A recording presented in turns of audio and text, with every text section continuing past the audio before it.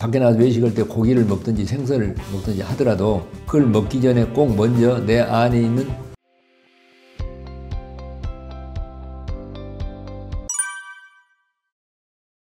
예, 안녕하세요. 저는 외과 의사 전홍준입니다. 저는 1970년대 외과 의사로서 의사 생활을 시작을 했는데, 그러니까 주로 수술하고 약 쓰는 일을 아주 많이 했죠. 그런데 지금은 물론 외과 의사로서 일도 하지만은 그 통합의학적 방법으로 환자를 진료를 하고 있습니다. 통합의학이라고 하는 것은 환자의 몸과 마음과 영성 이 삼자를 다 통합해서 인간 전체를 치유하는 그런 의학이라고 이야기할 수 있습니다. 치료 방법은 현대 서양의학, 동양 전통의학, 보완 대체의학의 이 삼자의 장점들을 모두 통합해서 그 치유 효과를 극대화시키는 그런 세계적인 통합의학의 트렌드가 있습니다. 우리가 유럽이나 미국에 가서 보면은 그 가끔 거리에서 인테그레이티브 클리닉, 통합의학 클리닉이라는 간판을 흔히 볼 수가 있는데, 우리 한국에서도 통합의학을 하시는 의사 선생님들이 많이 계시고 통합의학 대학원도 여기저기 많이 있죠. 그 1970년대 그 초에 광주 기독병원에서 외과 수련을 받았는데, 그때 저를 가르치는 스승이 그 닥터 디트릭이라고 미국의 선교 의사였습니다. 미국의 노스캐롤라이나 대학에서 훈련받은 의사였는데, 이분의 의술, 특히 수술 솜씨는 얼마나 뛰어났던지 정말 감탄을 금할 수가 없었습니다. 별명이 신의 손. 이런 위대한 외과 의사 밑에서 제가 훈련을 받았기 때문에 외과 전문의가 돼갖고 이 세상에 나올 때 제 마음에 나는 어떤 병도 다 고칠 수 있겠다 하는 그런 자만심, 지금 생각해 보면은 좀 교만한 그런 마음이 있었습니다. 그런데 세상에 나와가지고 많은 환자를 보면서 수술도 많이 하고 약도 쓰고 그런데, 물론 현대 서양학은 급성 질환이라든가 교통사고 같은 사고라든가 이런 질환에는 정말 뛰어난 장점이 있는데, 만성적 질환, 이를테면 고혈압이나 당뇨나 또 비만이나 또 알레르기나 암과 같은 이런 질환들이 도움을 어느 정도는 주지만은 한계가 있지 않습니까? 제가 암 환자 수술을 많이 했는데 많은 환자들이 재발돼갖고 다시 저를 찾아오거나, 특히 그 내가 수술한 암 환자가 내 앞에서 임종을 보는 그런 괴로움을 겪기도 했습니다.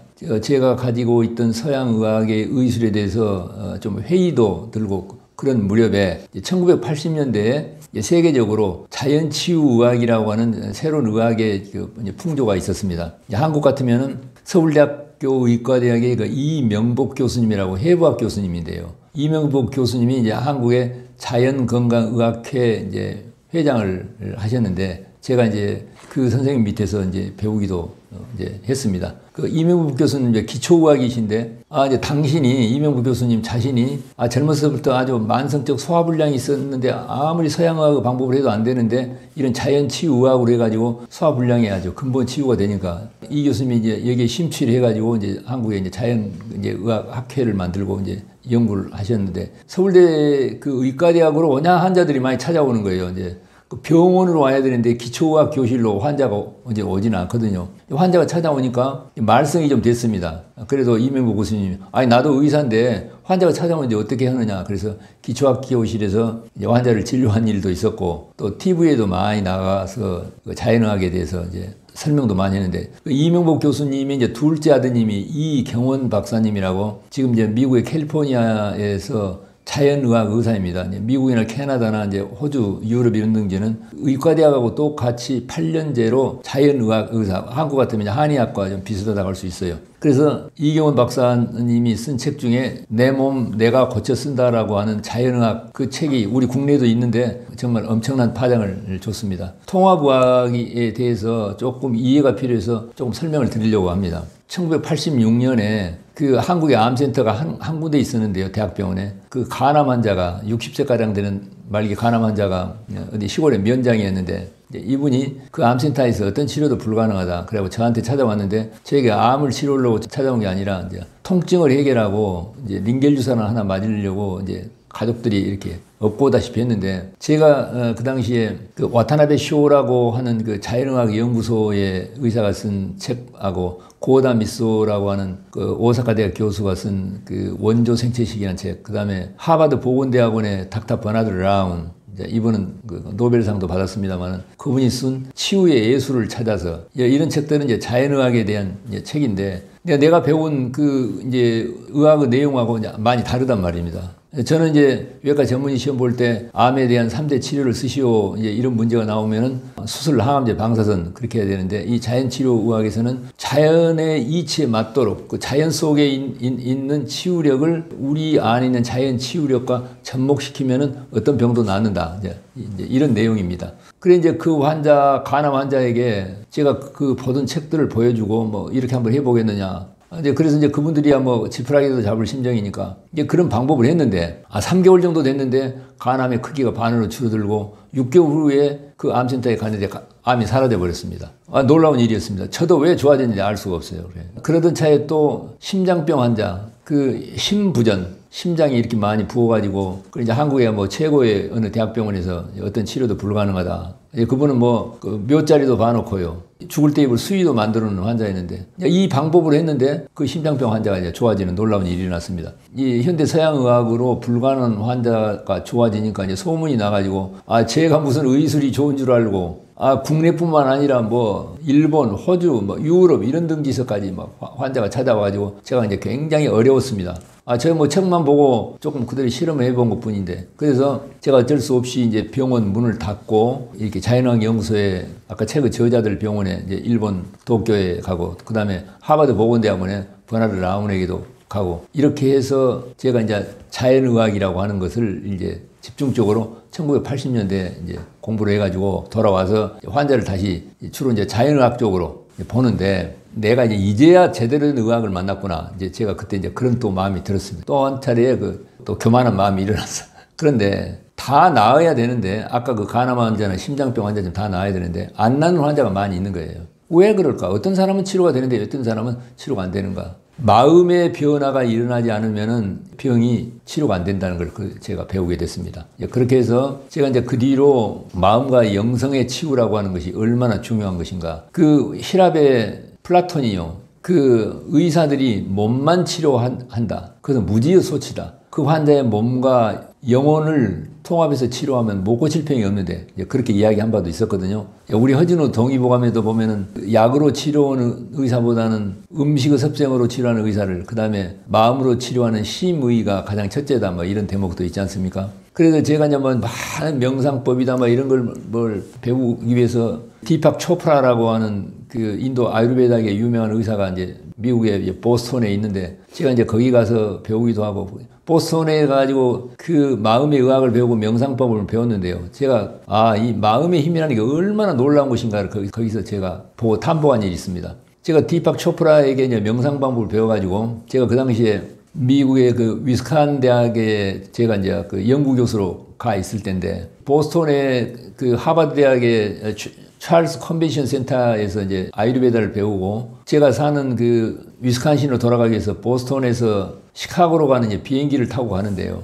그때 비행기가 아주 이 강풍을 만나가지고 너무 많이 막 이제 흔들렸습니다. 그 승객들이 막 그 아우성을 치고 소리를 치고 너무 저도 비행기를 탔는데 그렇게 그 비행기가 심하게 흔들리는 건 이제 처음 봤습니다.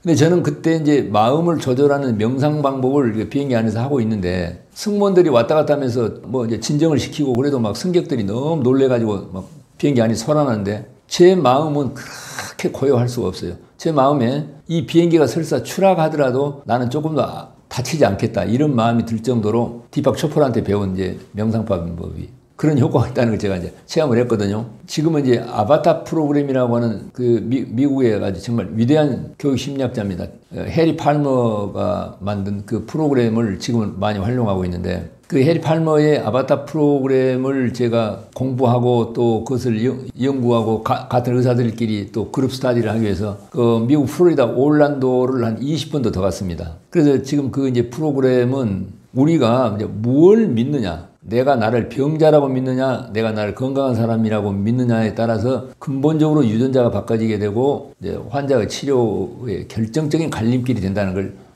제가 알게 됐습니다. 그래서 저는 지금 오는 환자분들에게 가장 첫 번째로 마음과 영성을 치료하게 하는 그 영성이라고 하는 건 뭘 말하냐면 그 이 육체와 분리되는 나는 영적 존재다고 하는 걸 정확하게 알아서 치료하는 걸 말합니다. 그렇게 했더니 아주 놀라운 치유 효과가 있어서 저는 이제 현대 서양의학뿐만 아니라 전통적인 이런 자연 치유와 마음과 영성을 치료하는 이 삼자를 통합하는 그 효과를 극대화시키는 방법으로 요즘 환자를 치료하고 있고, 이번 이제 은퇴학교를 통해서 저의 이러한 그 통합의학 방법이 좀 많이 알려지게 돼서 감사하고, 그 통합의학까지의 제가 서양의학 의사로서 지난 46년 동안 통합의학을 만나기까지 이렇게 그렇게 길게 말씀을 드리는 것은 여러분들이 통합의학에 대한 이해를 돕기 위해서 말씀을 드렸습니다. 지금 이제 자연치유의학이나 통합의학, 특히 심신학, 마음과 영성을 통해서 육체병을 치유한다고 하는 이러한 의학은 히포크라테스 때부터 쭉 있어 왔고, 그 동양의학의 황제내경이나 의학의 역사가 가장 오래된 인도의 아유르베다 의학은 정말 영성과 마음의 치유가 절대적으로 영향을 미치는 의학인데, 이러한 의학은 역사의 뿌리도 깊고 최근 20세기 중후반부터 21세기에 걸쳐서 많은 연구를 통해서 과학적인 근거가 다 입증되어 있습니다. 이를테면은 지금 한국의 의사 중에서 충남대학교 강길전 교수님이라고 계시거든요. 이제 강길정 교수님 정말 그분이 쓰신 책 중에 양자의학, 퀀텀 메디신, 자연 치유력을 키워라, 이런 책을 꼭 보시면 좋겠습니다. 제가 보기에는 정말 강길정 교수님은 정말 훌륭한 의사십니다. 이분은 서울대학교 산부인과에서 수련을 받아갖고 충남대학교의 산부인과 교수를 하다가 지금은 이제 연세가 많으셔갖고 은퇴를 하셨는데, 이분의 이 저서를 꼭 보시기를 권합니다. 이분이 왜 자연치유의학과 그 영성의학을 연구하게 됐냐면, 그 강길정 교수님이요, 한국의 불림, 난임, 요즘 그 시험관 악이 있잖아요. 그것을 도입해서 정말 연구한 그 이쪽의 개척자 중에 한 분입니다. 근데 이분이 가임 여성에게 검사를 다 해도 임신이 안 될 이유가 전혀 없는데 임신이 안 되는 분들이 있어요.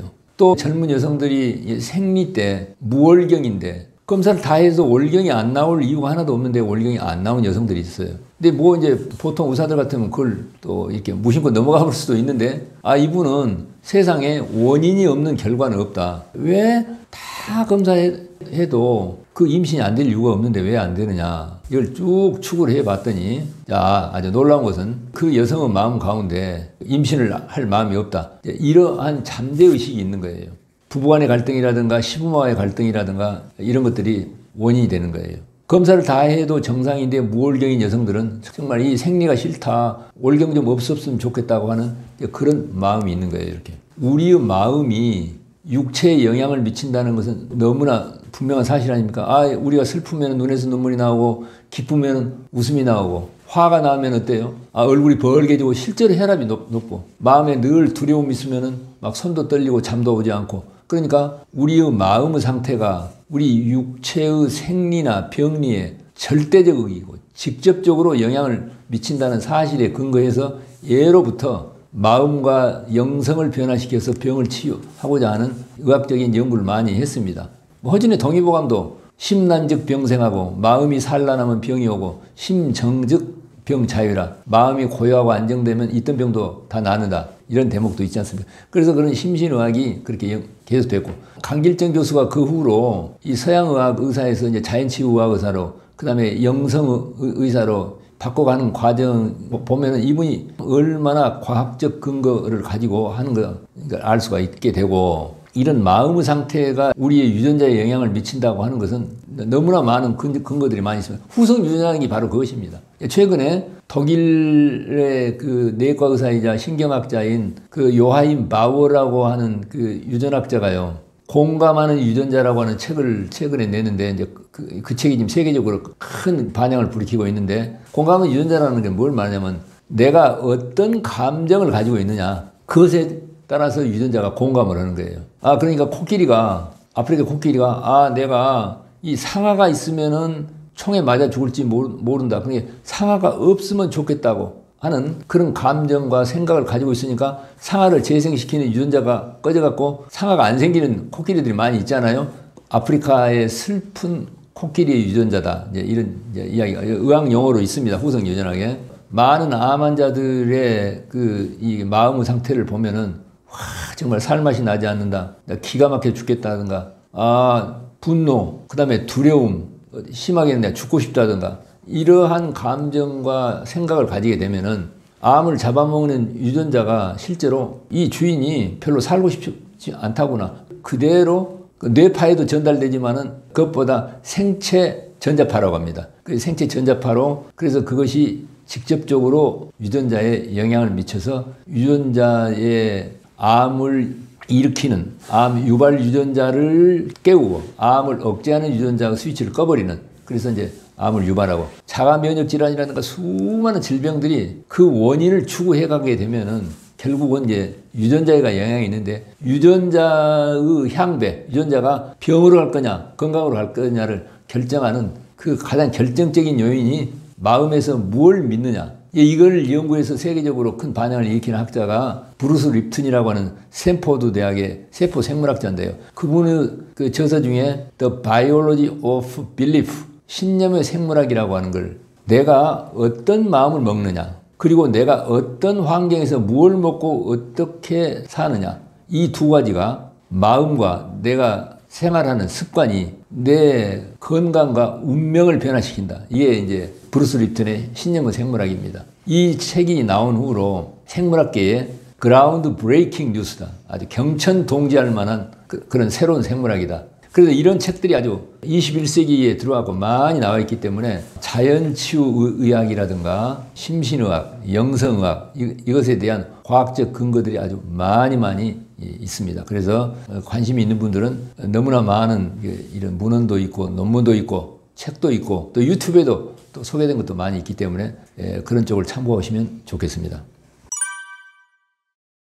이제 많은 의학의 그 치료법들이 있잖아요. 우리가 저 산 정상에 올라가는 등산로가 여러 개가 있지 않습니까? 그러듯이 이제 질병과 건강을 보는 그 서로 다른 길들이 많이 있어요. 그것은 의학의 역사에서 어떤 등산로가 제일 좋다 이렇게 말할 수가 없는 거예요. 이렇게 여러 가지 많은 서로 다른 의학적 방법에는 장단점이 있어요. 암 환자의 경우에 수술, 항암제, 방사선 이것이 정말로 꼭 필요하고 정말 죽을 사람을 살리면 뛰어난 효과가 있고 꼭 필요할 때는 해야 되는 것입니다. 그런데 이것만이 유일한 것이다. 그렇게 되면 이제 빗나가는 거예요. 우리가 조금만 생각해보면 알 수가 있어요. 사람의 생명이 어떻게 유지됩니까? 숨을 쉬고 또 음식도 먹고 또 활동도 하고 주변과의 관계도 하고 가장 중요한 건 마음을 쓰지 않습니까? 살아가는 데 있어서 꼭 필요한 필수적인 생명 요건을 모두 토탈로 잘 활용을 해서 건강도 유지하고 질병도 치료를 하기 때문에 이제 저 같으면 이제 암 환자에게 가장 중요한 것은 마음속에서 암을 만들어낸 그 사람의 감정, 그다음에 생각 이걸 꼭 다루도록 본인에게 암을 보고 근심 걱정을 하는 게 아니라 앞으로 내가 이루려고 하는 건강을 보고 건강을 이루겠다고 하는 쪽으로 마음을 스위치 바꿔서 어둠에서 밝은 쪽으로 보게 한다고 할까요? 그렇게 하고 이 병을 만들어내는 데 관여하는 나의 생활 습관이 있습니다. 과거에 먹었던 음식이라든가 숨 쉬는 방법이라든가 또는 주변과의 갈등이 너무 많다거나 이런 문제들을 해결하게 하고 그리고 꼭 필요에 따라서 수술과 항암제나 방사선을 해야 되는 경우 이런 경우를 잘 살펴서 다양한 여러 치료법들의 장점을 유연하게 어느 걸 우선순위로 할 것인가 이런 걸 잘 살펴가지고 토탈 케어 그 다음에 전인치유 이제 이렇게 이야기를 합니다. 저도 개인적으로 유튜브 같은 거 잘 할 줄도 모르는 사람이 오는데 어느 그 공영방송에 은퇴하신 PD가 찾아와서 막 하자고 그래서 하다 보니까 제 TV에도 이것저것 많이 섞여 있습니다만 아이고 그것보다는 이 은퇴학교의 시청자분들이 압도적인 숫자가 많아가지고 제가 2차례 지난번에 이제 은퇴학교에 와서 이렇게 이제 인터뷰를 했는데 아주 파급력이 엄청 나가지고 국내외뿐만 아니라 수십만 시청자들이 보시고 이제 비판을 해서 좋은 길로 가도록 인도하신 분도 계시고 또 많은 분들이 과분하게 막 찬사도 보내주셔서 부족한 저 같은 사람이 참 감사하기도 하면서 좀 민망했습니다. 이제 앞으로 더 나이는 먹었지만 더 성실하게 또 공부도 해야 되겠다 하는 게 격려도 됐고요. 그런데 이걸 보시고 많은 분들이 이제 병원이 저기 지방에 있는 광주가 조그맣게 클리닉을 하고 있는데 전화 문의도 많이 오고 우리 병원에 찾아오시겠다고 하신 분들 연락이 많은데 제가 이제 우리 병원에 오시지는 말도록 하고 있습니다.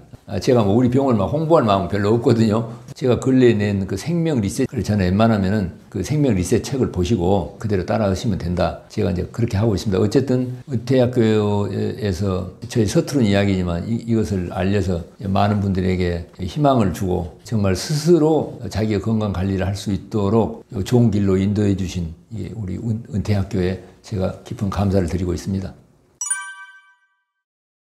한마디로 말씀드리자면은 삶에 너무 지나침이 과해요. 그러니까 우리가 먹는 음식을 지나치게 많이 먹는 과식, 그리고 지나치게 애를 많이 써서 과로, 그리고 스트레스를 적당히 받으면 좋은데 지나친 스트레스, 이런 것들이 우리 건강을 해치게 되고 이제 삶의 고통을 만드는 것 같습니다. 특히 음식 중에서는 우리 그 장내 환경이나 면역을 위해서도 식이섬유를 많이 먹어야 되는데, 식이섬유가 적은 이제 단당류라든가 또는 가공된 음식, 너무 기름기 많거나 또는 화학물질에 오염된 음식을 너무 과식을 하다 보니까 그게 이제 우리 장내의 그 환경을 악화시켜요. 이제 우리 몸을 지키는 유익균, 미생물들을 다 약화시키고 해로운 균들을 번성시켜서 이제 소장내 세균 과다 증식이라든가 이런 걸 만들어 가지고 장내에 염증을 만들게 돼. 그렇게 해서 장내 면역 체계를 약화시키고 혈액을 오염시키고, 또 하나는 지나치게 너무 성실하고 그 애를 많이 써가지고 좀 경쟁에서 이기려고 하고 완벽해지려고 하고, 이제 그러다 보니까 이제 스트레스 호르몬을 분비를 많이 하지요. 또 교감신경을 흥분시키면, 교감신경 흥분시키면은 혈관이 다 이렇게 좁아져 버려요. 피를 끈적끈적하게 만들어야 돼. 그래서 이제 건강을 해치는 원인이 되고, 그리고 이제 그 지나치면 우울증이라든가 이런 정신신경 장애를 가져오게 되고, 그 다음에 이제 그 스트레스, 생각이 너무 많아요, 많은 사람들이. 한마디로 말하면 스트레스라는 건 삶에 재미가 없어. 우리가 인생이라는 게 즐겁고 재미있게 사는 것이 저는 그 목적이다, 이렇게 생각하는데, 아침부터 저녁에까지요, 무던히 애를 많이 써. 음식도 많이 먹고, 일도 많이 하고, 성과도 없고, 그런데, 삶이 재미가 하나도 없어요. 삶이 재미가 없기 때문에 행복 호르몬이 안 나와, 우리가. 호르몬들이 나와야 삶이 재미가 있는데, 그런 게 안 나와, 삶에서. 그래서, 그 전부가 다 과식, 과로, 과스트레스, 이런 것들이 좀 우리가 고쳐야 될 라이프 스타일이다. 저는 그렇게 생각합니다. 오늘 우리 시대에 심신의 건강을 해치는 이런 지나침, 이것을 바로 볼 줄 알아야 되는데, 우리가 지나치게 과식하고 막 과로를 하고 스트레스를 받고 이렇게 하는 것이 자기 건강뿐만 아니라 자기의 삶을 파괴한다고 하는 것을 우리가 똑똑히 알고, 이제 이러한 것들이 이제 사회 공론화 돼야 됩니다. 요즘 많은 그 심리학자들도 이 문제를 지적하고 있지 않습니까? 그래서 먼저 음식에 대해서 많은 환자들을 통해 가지고 음식의 과식이 얼마나 나쁜가를 이제 많이 봤습니다. 음식을 과식하게 되면요, 특히 단당류라든가 그런 기름기 많은 음식이라든가 화학물질 오염된 음식을 과식을 하게 되면 장 점막에는 육모라고 그래갖고 미세한 주름살들이 있는데 그걸 갖다가 파괴시켜버려요. 아까 스트레스와 과로도 그러지만은, 그러면은 그 점막이 손상되면은 염증의 바탕이 되고, 우리 몸을 지키는 미생물들이 있습니다. 한 38조 마리 정도 있다라고 알려져 있는데, 그것들이 나를 지키는 파수꾼과 같은데 그들을 다 약화시켜버리게 돼. 그럼 해로운 대장균 같은 해로운 균이 득세를 하게 돼. 그러면 이제 염증이 생겨요. 염증이 생기면은 그 장 점막은 파손됐지요. 염증은 생기니까 결체 조직이 느슨해져 가지고 거기에 미세한 바늘구멍 같은 게 생기게 돼. 그 채 아십니까? 곡식을 채는 채. 그 채는 그 뭡니까? 이게 나쁜 것만 빠지고 이렇게 해야 되는데, 좋은 것은 이제 흡수되고 그래야 되는데, 채가 찢어져 버리게 되면 그냥 아무거나 다 빠지듯이 우리 장 점막이 이렇게 손상이 있게 되면은 그쪽으로는 무엇만 들어가야 되냐면은 수분과 좋은 영양소만 들어가야 되는데, 염증물이라든가 대변 속에 있는 독소도 그 구멍을 타고 들어가는 거예요. 이것보다 새는 장 증후군, 장 누수 증후군 그래요. 그게 피 속으로 들어가서 내독소를 만들어요. 그래서 피를 오염시켜요. 이것이 만병의 원인입니다. 우리가 이제 음식을 과식하면, 우리가 먹은 음식은 뭘 먹든지 그 음식은 세포 안에 들어가 가지고 거기서 에너지를 만들어내요. 세포 안에 들어가면 세포 안에는 미토콘드리아라고 그래가지고서 우리가 먹은 음식물이 포도당으로 바뀌어서 들어오는데, 그 포도당을 연료로 불을 떼서 그 에너지, 전기를 만들어내서 그 에너지, 전기 힘으로 우리가 사는데 미토콘드리아는 일종의 부를 때는 아궁이와 같은 거예요. 그럼 우리가 먹은 포도당이 거기 들어와요. 그러면 이제 우리가 숨 쉰 산소가 휘발유와 같은 거예요. 햇빛이 거기에 쓰는 불씨와 같아요. 그러면 거기에 포도당에다가 산소가 들어오고 해서 불을 떼가지고 그 에너지를 만들어내는데 이걸 음식을 과식하면 자, 여러분 아궁이에다 불을 뗄 때 장작을 조금씩 넣고 기름을 끼얹어갖고 완전 연소를 잘 시켜야 되는데 거기다 욕심 사납게 장작을 몽땅 밀어 넣으면은 새카만 연기만 나지 불완전 연소가 된다면 그 불완전 연소가 되고 까만 연기가 나는 것보다 활성산소 그래요. 활성산소가 모든 세포를 녹슬게 하고 병들게 만들잖아요. 과식은 이와 같은 거예요, 이렇게. 그래서 음식을 한사코 이제 적게 먹어야 됩니다. 음식에 대해서는 꼭 이야기를 하자면은 식이섬유가 많은 뭐 이제 고기나 이런 걸 드시더라도 먹지 말라는 게 아니라 고기도 드시고 밀가루도 어느 정도 드시는데 식이섬유를 충분히 잘 드셔가지고 안에 있는 장 점막과 나를 지키는 유익균을 항상 사랑해야 돼. 그들이 나를 지켜주니까. 그렇게 하고 음식을 먹을 때 오래 씹어야 돼. 음식을 오래 씹어야 침에서 충분히 씹어야 안에 있는 장 점막과 미생물들이 편안하게 소화 흡수할 수가 있습니다. 그렇게 하고 그들이 나를 지키는 면역세포이기 때문에 그 배가 부르려고 하면은 항상 음식을 중단해야 돼. 배가 부른데도 계속 먹거나 시도 때도 없이 막 계속 식간에도 먹거나 이 습관을 아니 무병장수시려면 꼭 그걸 잘 깊게 생각을 하셔야 돼. 그게 음식에 대한 문제입니다. 그다음에 과로. 우리가 성실하지만 않으면 건강해진다. 뭐 이런 책도 있습니다. 우리가 병에 걸리는 원인이 너무 성실해. 이제 저희 병원에 오는 분들, 많은 분들을 보면요. 암 환자나 뭐 류마티스 관절 환자나 만성병 환자들을 보면요. 너무 성실한 사람들이에요. 자기가 천하의 모든 일을 다 맡아서 하려고 성실하게 하고 잠을 안 자고 애쓰고 완벽해지려고 하고 남과 경쟁에서도 내가 이기려고 그렇게 하고 무슨 일을 성과를 너무 많이 내려고 하고 이제 그렇게 한다고 해서 일이 잘 되는 것도 아닌 것 같습니다. 애간장을 많이 녹인다 그런 말씀 들어보셨죠? 실제로 장내 점막이 내가 너무 과로하고 애간장을 많이 녹이면은 스트레스 받고 과로하게 되면 실제로 녹습니다. 장 점막을 손상시켜요. 삶이라고 하는 것은 즐겁고 기분 좋게 사는 것이기 때문에 너무 성실하고 애쓰지 말고 일을 즐거운 놀이처럼 이렇게 하면서 재밌게 살면 좋겠습니다. 그 다음에 스트레스, 너무 고민이 많아. 번민을 많아. 생각이 많아갖고 저녁에 잘 때도 발 뻗고 자지를 못해. 이것은 이제 하지 말아야 돼요. 인생이라고 하는 것은 애를 쓰지 않고도 마음을 편하게 하면서도 얼마든지 성공적으로 살 수 있다. 이걸 알아서 이 몸뚱아리 육체로 애를 쓰고 성실하게 하지 말고 마음에서 나는 건강하고 정말 풍요롭고 행복한 사람이라고 하는 그 믿음의 힘으로 마음과 영성의 힘으로 삶을 이제 즐겁게 살면은 이런 지나침에서 벗어날 수 있겠습니다. 식이섬유는 이제 복잡한 게 아니고요. 우리가 흔히 이제 그 계절에 나는 가까이 나는 내가 사는 건 풍토에서 나는 채소와 과일과 통곡물에 많이 들어 있습니다. 그때그때 나는 여러 가지 계절 채소, 과일은 껍질을 벗기지 말아야 됩니다. 곡물도 통곡물, 정백한 흰쌀밥이 아니라 현미라든가 율무라든가 콩이라든가 또는 귀일이라든가 이런 데 많은 곡물들을 여러 가지를 섞되 그 정미하지 말아야 돼요. 이 사실은 이 흰쌀밥이라고 이제 하는 것이요. 그렇게 오래되지는 않았습니다. 사실 한국에도 이제 일제시대 때부터 들어왔습니다. 그 전에는 통곡물을 먹었거든요. 이 통곡물에 대한 역사가 있습니다. 그 도쿄에 가면은 나이치 의과대학이라고 하는 창립한 다카키 가네히로라고 하는 이제 의사가 있는데 일본이 주로 백미에다가 한 그릇씩 해가지고서 그 된장국에다 막 이렇게 먹잖아요. 사실 백미 쌀밥이 얼마나 맛있습니까? 거기에다가 김에다가 그 참기름 해가지고서 흰쌀밥을 먹으면 맛있잖아요. 그런데 이제 이것은 정말 영양분이 하나도 없는 거예요. 흰쌀을 땅에다 떨어뜨리면 썩어버려요. 그런데 현미를 땅에 떨어뜨리면 거기 싹이 납니다. 현미는 살아있는 음식이고 백미는 죽어있는 음식이다. 이렇게까지 이야기하는 분이 있어요. 다카키 이제 가네히로가 영국에서 의학을 공부했는데 우리 러일 전쟁 당시에요. 일본하고 러시아하고 이제 전쟁을 했는데 그 당시 이제 일본이 이겼지 않습니까? 일본이 이제 이기게 되는 것은 육군의 힘보다는 해군의 힘으로 이겼다. 이게 그 전쟁의 역사에 있는데 그 당시에 일본의 육군들은 그 각기병이 너무 많아가지고 싸워보지도 못했다고. 그런데 해군들은 각기병이 없는 거예요. 그런데 그 당시에 그 해군들의 그 의무총감, 그러니까 군의관의 우두머리가 다카키 가네히로예요.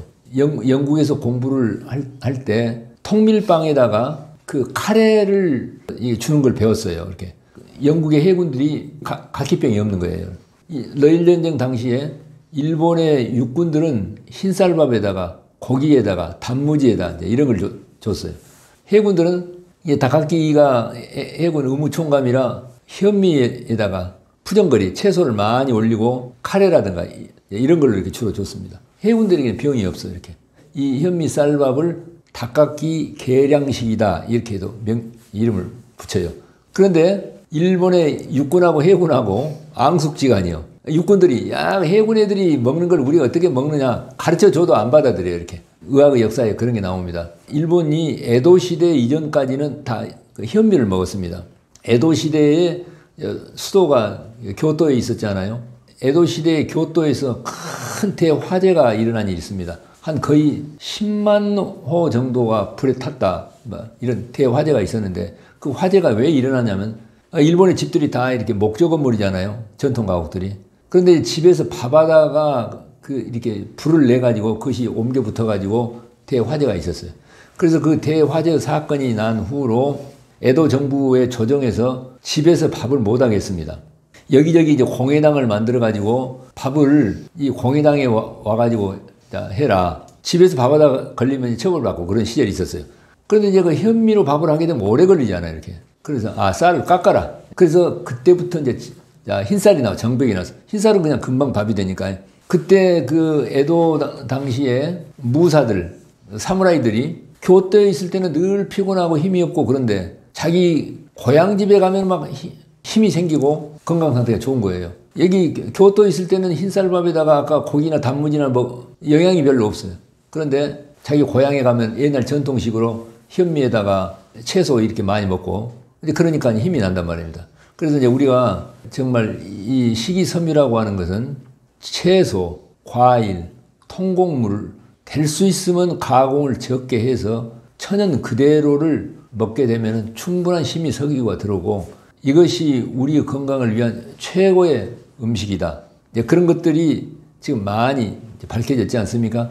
그것하고 견과류, 베리아와 같은 딸기 종류, 그래서 통곡물, 채소, 과일, 견과류, 그 다음 베리아와 같은 그런 음식을 지금은 어떻습니까? 슈퍼푸드다 이렇게 이야기를 해요. 최고의 음식입니다. 그러니까 이제 그런 음식을 선택을 해서 배가 부르지 않은 것 충분히 오래 씹어야 돼요. 그래서 이제 아침은 요즘 너무 이제 과식은 시대에 살고 우리 장내나 체내가 염증도 많고 혈액도 오염되어 있고 그러기 때문에 아침은 그런 이제 채소를 믹서로 갈아가지고 주스를 내도 좋고 뭐 그대로 샐러드로 드셔도 좋고 과일 이런 이제 채소나 과일은 소화 흡수될 때에 기름기가 꼭 필요합니다. 식물 기름기 그러니까 올리브유라든가 코코넛 오일 같은 기름기를 만약에 그런 기름이 없으면은 호두나 잣과 같은 기름기가 있는 견과류하고 같이 먹을 때 이제 소화 흡수가 잘 됩니다. 그래서 이제 아침 식사는 채소, 과일, 견과류, 오전에는 물을 좀 많이 드시면 좋겠죠. 그런 정도로 하시면은 내 안에 있는 창자들이 굉장히 미생물들이 좋아해요. 자기들 먹을 게 많이 들어오니까. 그렇게 해서 오전에는 약간 배가 고픈 듯하게 지내고 점심, 저녁 식사 때 꼭 우리가 외식을 하더라도 우리가 마음대로 식단을 그렇게 결정하지는 못하지만은 밖에 나가서 외식할 때 고기를 먹든지 생선을 먹든지 하더라도 그걸 먹기 전에 꼭 먼저 내 안에 있는 미생물들에게 먹이를 먼저 줘야 돼. 그 식당에 있는 주인에게 좀 특별히 부탁을 해서 이 집에 상추나 뭐 시금치나 양파나 마늘이나 뭐라도 식이섬유가 있는 채소를 날것으로 좀 많이 주세요. 미역이나 다시마 같은 해초리도 주시라고 그래갖고 그렇게라도 해서 된장에다가 그걸 좀 먼저 많이 드시고 그리고 이게 음식을 드시면 정말 지혜로운 일입니다. 대한민국 대사증후군의 심각성은 아주 심각합니다. 이런 이야기가 있어요. 성인 30대의 30%가 대사증후군이고 40대는 40%, 50대 이상은 50%가 대사증후군이다. 그러니까 중년층 이상 가면 거의 인구의 반 정도가 대사증후군에 걸려갖고 있는 거예요. 그런데 이 대사증후군이 이것으로만 그치면 되는데 앞으로 심각한 병으로 이제 발전할 수 있기 때문에 위험한 것이고 꼭 그 원인을 치료하고 또 대사증후군의 예방을 위해서 우리가 마음을 써야 되는 것입니다. 5가지 요건, 복부 비만, 중성지방 수치 상승, HDL 콜레스테롤 저하, 고혈압, 당뇨, 이 5가지 요건 중 3가지 이상이면은 대사증후군이라고 지금 진단을 붙이고 있는데, 성인 중에서 한 가지도 없는 사람은 성인 인구의 10% 미만입니다. 거의 많은 사람이 대사증후군 문턱에 있거나 거기 들어간 것입니다. 대사증후군에 시달린 것은 아까 말씀드린 대로 생활 습관. 어떤 생활 습관이냐 하면요, 지나친 거예요. 음식 과식하고, 과로하고, 휴식은 못하고, 스트레스는 너무 지나치게 많고, 그 다음에 관계, 자연환경과의 관계, 사회적 관계.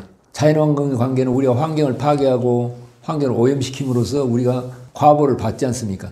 그 다음에 인간관계. 인간관계 갈등이 많아. 그래가지고 거기서 오는 수많은 스트레스. 이런 것들이 대사증후군에 이런 생활 습관들이 다 관여를 하고 있습니다.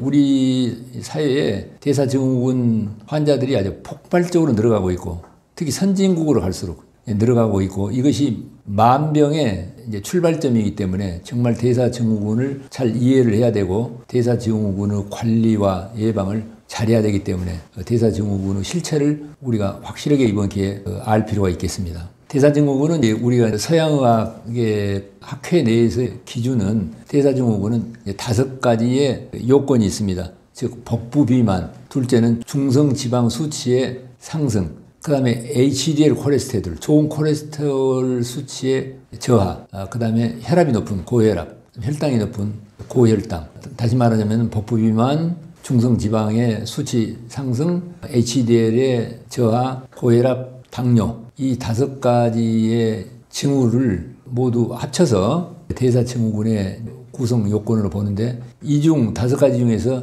3가지 이상을 가진 사람을 대사증후군 환자로 보고 있습니다. 그런데 이것은 사실은 한 가지 병이에요. 우리가 이제 손을 보면은 손가락은 5가지인데 손바닥은 하나지 않아요. 같은 곳에서 출발한 서로 다른 5가지가 같은 것의 병증입니다. 그런데 이 대사증후군이라고 하는 이 용어가 나온 것은 참 재밌는 일입니다. 그리고 이것이 가지고 있는 상징적 의미가 있어요. 우리 현대의학의 방향을 유추하는데 이런 쪽으로 가겠다고 하는 걸 알려주는 하나의 출발점이기도 해요. 우리가 과거에는 다 분석적으로 그 진단명을 다 붙였는데 왜 이렇게 여러 가지 진단명을 하나로 합쳐가지고 통합했느냐. 이게 아주 재밌는 거예요. 우리가 지금 병명이 있잖아요. 이를테면은 진단명이라고 하는 걸, 이를테면은 뭐 치주염, 그 위식도 역류질환, 위염 또는 위암, 방광염 또는 전립선 비대증, 이런 진단명이 너무나 분명하고 이제 좋은 진단명 같은데, 사실은 이러한 진단 이름은요, 항상 앞에다 해부학, 그 부위의 이름을 붙이고 그게 염증이냐 암이냐 이런 식으로 돼 있잖아요. 이런 진단명이 나오는 것은 불과 100여 년밖에 되지 않습니다. 사실은 이런 진단이 나오기 이전에는 이런 병명은 없었어요. 과거에는 예를 들면 뭐 설사병, 뭐 기침병 이런 식으로 병명이 붙였는데, 그러면 그때의 병명이 지금보다 훨씬 더 미개하게 보이는데 꼭 그러지도 않아요. 사실은 지금처럼 뭐 위염, 그러면 위에가 염증이 있다. 근데 위염이라고 하는 것은 위에 염증이 있는 그 하나만 있을 수가 없는 거예요. 몸에 다른 데 다 관여가 돼 있어요. 이러한 이름이 붙여지게 된 것은 우리 서양의학의 역사에서 그 연원을 찾아볼 수가 있어요. 우리가 이제 16세기에 베살리우스라고 하는 이제 의학자가 인체의 구조에 대하여라는 책을 써가지고 해부학, 인체의 구조에 대해서 처음 발표를 했습니다. 사람은 여러 가지 구조로 되어 있다. 그 다음 17세기에 영국의 생리학자 윌리엄 하베이가 그 혈액순환에 대하여라는 책을 썼는데, 그것은 이제 어떻게 인체의 구조가 그 기능을 하는지, 몸의 기능을 쓰는 것을 생리학이라고 그래. 생리학이 나왔어요. 18세기에 모가은이라고 하는 사람이 생화학과 이제 병리학을 했어요. 그러면 인체 구조에서 그 생리가 어떻게 병으로 발전하는가를 밝혀내는 병리학. 20세기에는 그 세포에서 병이 생기는 세포병리학. 이렇게 해서 점점 분석적이고 구체적으로 이렇게 앞에다 해부학 이름을 붙이고 그 다음에 이제 병리학 이름을 붙이고 이렇게 했는데, 사실은 이것이 꼭 좋은 장점만 있는 건 아닙니다. 너무 분석적으로 보니까 요즘 이제 많은 의사들이 뭐 내과, 외과, 소아과, 산부인과 이렇게 나눠져 갖고 전문성을 가진, 이것이 가지고 있는 장점이 있는데 이것이 가지고 있는 맹점도 있습니다.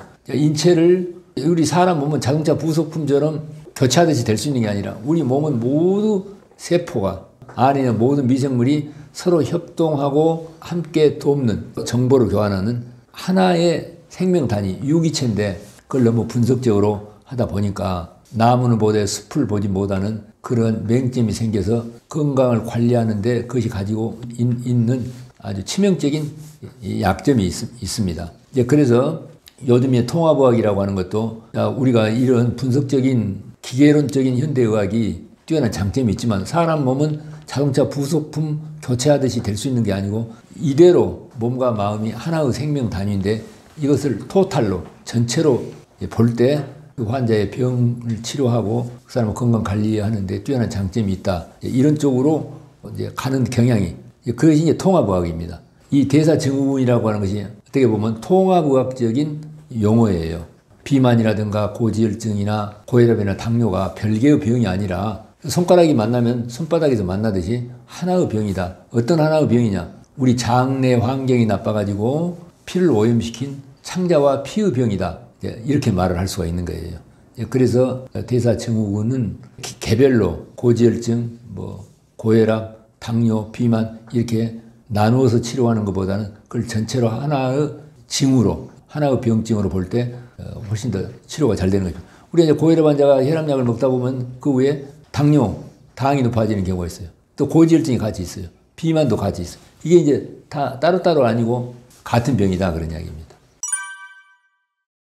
우선 이제 대사증후군이란 신진대사가 잘못되고 있다. 신진대사에 장애가 일어났다. 전에는 대사증후군이라는 이름이 나오기 전에 한때는 이것을 대사장애라고 부른 적도 있었습니다. 신진대사에 장애가 생긴 거예요. 일종의 고장이 나기 시작한 거예요. 도대체 이제 신진대사라고 하는 게 뭐냐? 신진대사란 우리가 이제 음식을 먹으면 그것이 소화 흡수돼서 피를 타고 돌아서 세포 안으로 그 영양분이 들어가서 우리가 숨쉰 산소와 같이 결합해서 거기서 이제 불을 태워서 전기 에너지를 만들어내면은 부산물이 나오잖아요. 우리가 자동차 연료를 떼면은 배기가스가 나오듯이 그런 부산물을 활성산소다. 이제 그래요. 우리가 먹은 음식물이 소화흡수 분해되는 일련의 과정. 그 다음에 우리가 먹은 음식물이 이제 소화흡수되고 남은 찌꺼기, 부산물은 대변이나 또는 우리 몸속에 들어있는 여러 가지 노폐물이나 또 정전기라든가 탄산가스라든가 이런 것들이 배설돼야 돼. 우리 몸에 유입되는 에너지원이 이용돼서 다 배설되기까지의 일련의 과정을 신진대사라 이렇게 말을 합니다. 그런데 그 신진대사에 고장이 나고 있다. 이것이 이제 대사 증후군을 말합니다. 우리가 이제 집안의 살림살이와 같은 거예요. 신진대사는 우리 육체 안에 살림살이를 신진대사라 이렇게 이야기하면 돼요. 우리 이제 집에 살림을 할 때 어땠습니까? 밖에서 여러 가지 생활에 필요한 생필품들이 들어오죠. 들어오면 식량도 들어오고 여러 가지 이제 우리 그 살림에 필요한 필수품이 들어오면은 그걸 우리가 이제 거기서 음식도 해 먹고 또 빨래도 하고 거기서 나오는 쓰레기가 생기고 이제 음식물 쓰레기도 생기지만 일반 쓰레기도 생기게 되고 이제 빨래를 하면 거기서 이제 배설물도 나오게 되고 우리가 이제 그 안에 화장실도 있고 이제 이러는데 우리가 이제 그 들어오는 그 생필품들이 너무 많이 들어오면 이제 집안이 복잡해지지 않겠습니까? 꼭 필요한 만큼 들어와서 그때 이제 우리가 생활을 하고 남은 생활 쓰레기를 날마다 청소를 잘 해야 되는데 그 쓰레기를 청소를 안 해. 화장실 청소도 잘 안 해. 환기를 안 해가지고서 집안에 탁한 공기가 가득 들어있어. 이렇게 되면 집안의 분위기가 어떻겠습니까? 그와 같은 거예요. 대사장애라고 하는 것은. 우리 육체의 살림살이가 적당하게 음식을 먹고 그것이 그때그때 생활 쓰레기가 배설되듯이 우리 안에 있는 배설물이 잘 배설돼야 되는데 그게 지금 제대로 안 되고 있는 걸 말합니다. 그래서 이제 육체적인 공간 속에서 그 신진대사 문제지만 정신적 공간에서 우리 정신적 공간에 음식과 산소가 우리 육체로 들어오듯이 날마다 많은 생각들이 우리에게 들어와요. 그런데 그 생각들이 우리가 이제 이용되고 우리가 음식과 산소가 이용되고 배설되듯이 우리한테 들어온 생각이 삶에 이용되고 그때 배출돼야 되는데 배설이 돼야 되는데 많은 사람들이 가장 큰 문제는 정신적 이 신진대사에서요. 과거의 기억, 특히 고통스러운 기억, 죄의식, 그 다음에 특히 분노, 두려움, 이 세상에서 희생당하는 피해의식, 또 그 다음에 절망감, 이런 것들이 그 집안에 쓰레기가 가득 쌓이듯이 우리의 정신적 의식의 공간에 가득 쌓여 있는 경우가 많이 있습니다. 이런 것들이 정신적 이렇게 메타볼리즘, 신진대사라고 할 수 있는데 그게 잘 안 돼. 너무 많아가지고. 그래서 집안 청소하듯이 우리 안에 있는 정신적 쓰레기를 청소를 해야 되는데 오늘날 현대인들에게 이것이 가장 건강을 해치는 큰 문제입니다. 대사증후군이라고 하는 것은 이제 현상적으로는 복부 비만, 그 다음에 중성지방의 수치의 상승, HDL 저하, 고혈당, 고혈압의 모습으로 현상으로 나타나지만은 이것은 그게 병이 아니라 지금 육체의 공간에 고쳐야 될 쓰레기라든가 독성이 너무 많이 있어. 정신적 공간에 정말 나를 해치는 정신적 쓰레기가 많이 있어. 그걸 그대로 놔두게 되면은 앞으로 부패하게 되면은 큰 병이 와. 그걸 알려주는 경고 신호라는 걸 알아야 돼요. 그러니까 대사증후군은 그 자체도 병증이지만 그것의 원인을 해결하지 않으면은 반드시 어려운 병으로 가게 된다는 걸 알아야 됩니다. 제가 질문에 대한 대답으로 그 환자 한 분을 사례를 소개해드리는 게 좀 이해하는 데 편할 것 같습니다. 한 2년 전에 70대 그 남성인데 충남 아산에서 이제 법률사무소를 하시는 분인데 저에게 휠체어에 실려서 이제 그분이 오셨는데 체중이 120kg이에요. 심근경색이 심해가지고 스텐트 시술 여러 번 하고 뇌경색이 있어가지고 보행장애도 있고 언어장애도 있고 저한테 찾아왔는데 눈을 맞추지를 못해요. 시력장애가 있고 인지장애도 있고 혈관성 치매도 있고 그 인근 대학병원에서 치료를 하다가 너무 어렵겠다. 그렇게 해서 이제 저한테 왔는데 이분을 통해서 우리가 대사증후군이라고 하는 것이 얼마나 이렇게 무서운 병으로 갈 수 있는가를 배울 수가 있겠습니다. 이분이 한 이제 20-30년 전부터 고지혈증, 혈압약, 당뇨약 이런 걸 먹고 비만도 좀 있었습니다. 대사증후군 그 자체도 병이지만 그것보다는 그 원인이 병이다. 그 생활 습관이 잘못된 게 병이다. 이걸 이해를 해야 되는데 그분이 과거의 생활 습관은 고치지 않고 계속 이제 혈압약, 당뇨약만 먹었단 말입니다. 그렇게 하다 보니까 지금 아까와 같은 비만도 더 심해지게 되고 뇌경색이나 심근경색이라든가 콩팥장애, 이 시력장애 뭐 이런 많은 병증이 왔죠. 그래서 이제 이분에게 대한 치료는 이 치료법을 보시면은 이제 이 병 원인과 치료와의 상관관계를 이해하는 데 도움이 되겠습니다. 우선 마음에 대한 치유. 이제 이분은 이제 휠체어에 실려서 오면서 본인이나 가족들의 마음에 거의 이제 여명이 얼마 안 남았다. 절망적인 상태였는데 우선 마음으로 지금까지 나는 이러이러한 환자라는 생각을 버리고 나는 건강하고 행복한 사람이다 라고 계속 입으로 말하고 그걸 상상하도록 하고 두 번째 호흡, 숨을 깊게 쉬어서 산소를 이렇게 많이 받아들일 때 그 누적된 산소 저하에서 풀려나는 이게 아주 중요합니다. 세 번째 음식, 가장 결정적으로 중요한 건데 이분에게는 불로 조리하지 않은 통곡물 자연 식물식, 날것으로 먹는 방법입니다. 이 방법을 한 2-3주 정도 하고 그렇게 되면은 아주 큰 변화가 일어납니다. 안에 식이섬유가 많이 들어가니까 그분은 어땠습니까? 과거에 잘못된 생활, 음식 과식하고 특히 동물성 음식이라든가 단당류라든가 이런 음식을 이제 과식을 해서 창자의 환경을 어떻게 염증으로 만들어가지고 거기서 장 누수가 생겨가지고 피 속으로 노폐물이 새들어가지고 피가 오염돼서 아까 그런 5가지 요건이 나왔는데 그걸 해결을 하는데 생체식 요법이 결정적인 이제 도움이 되는 것입니다.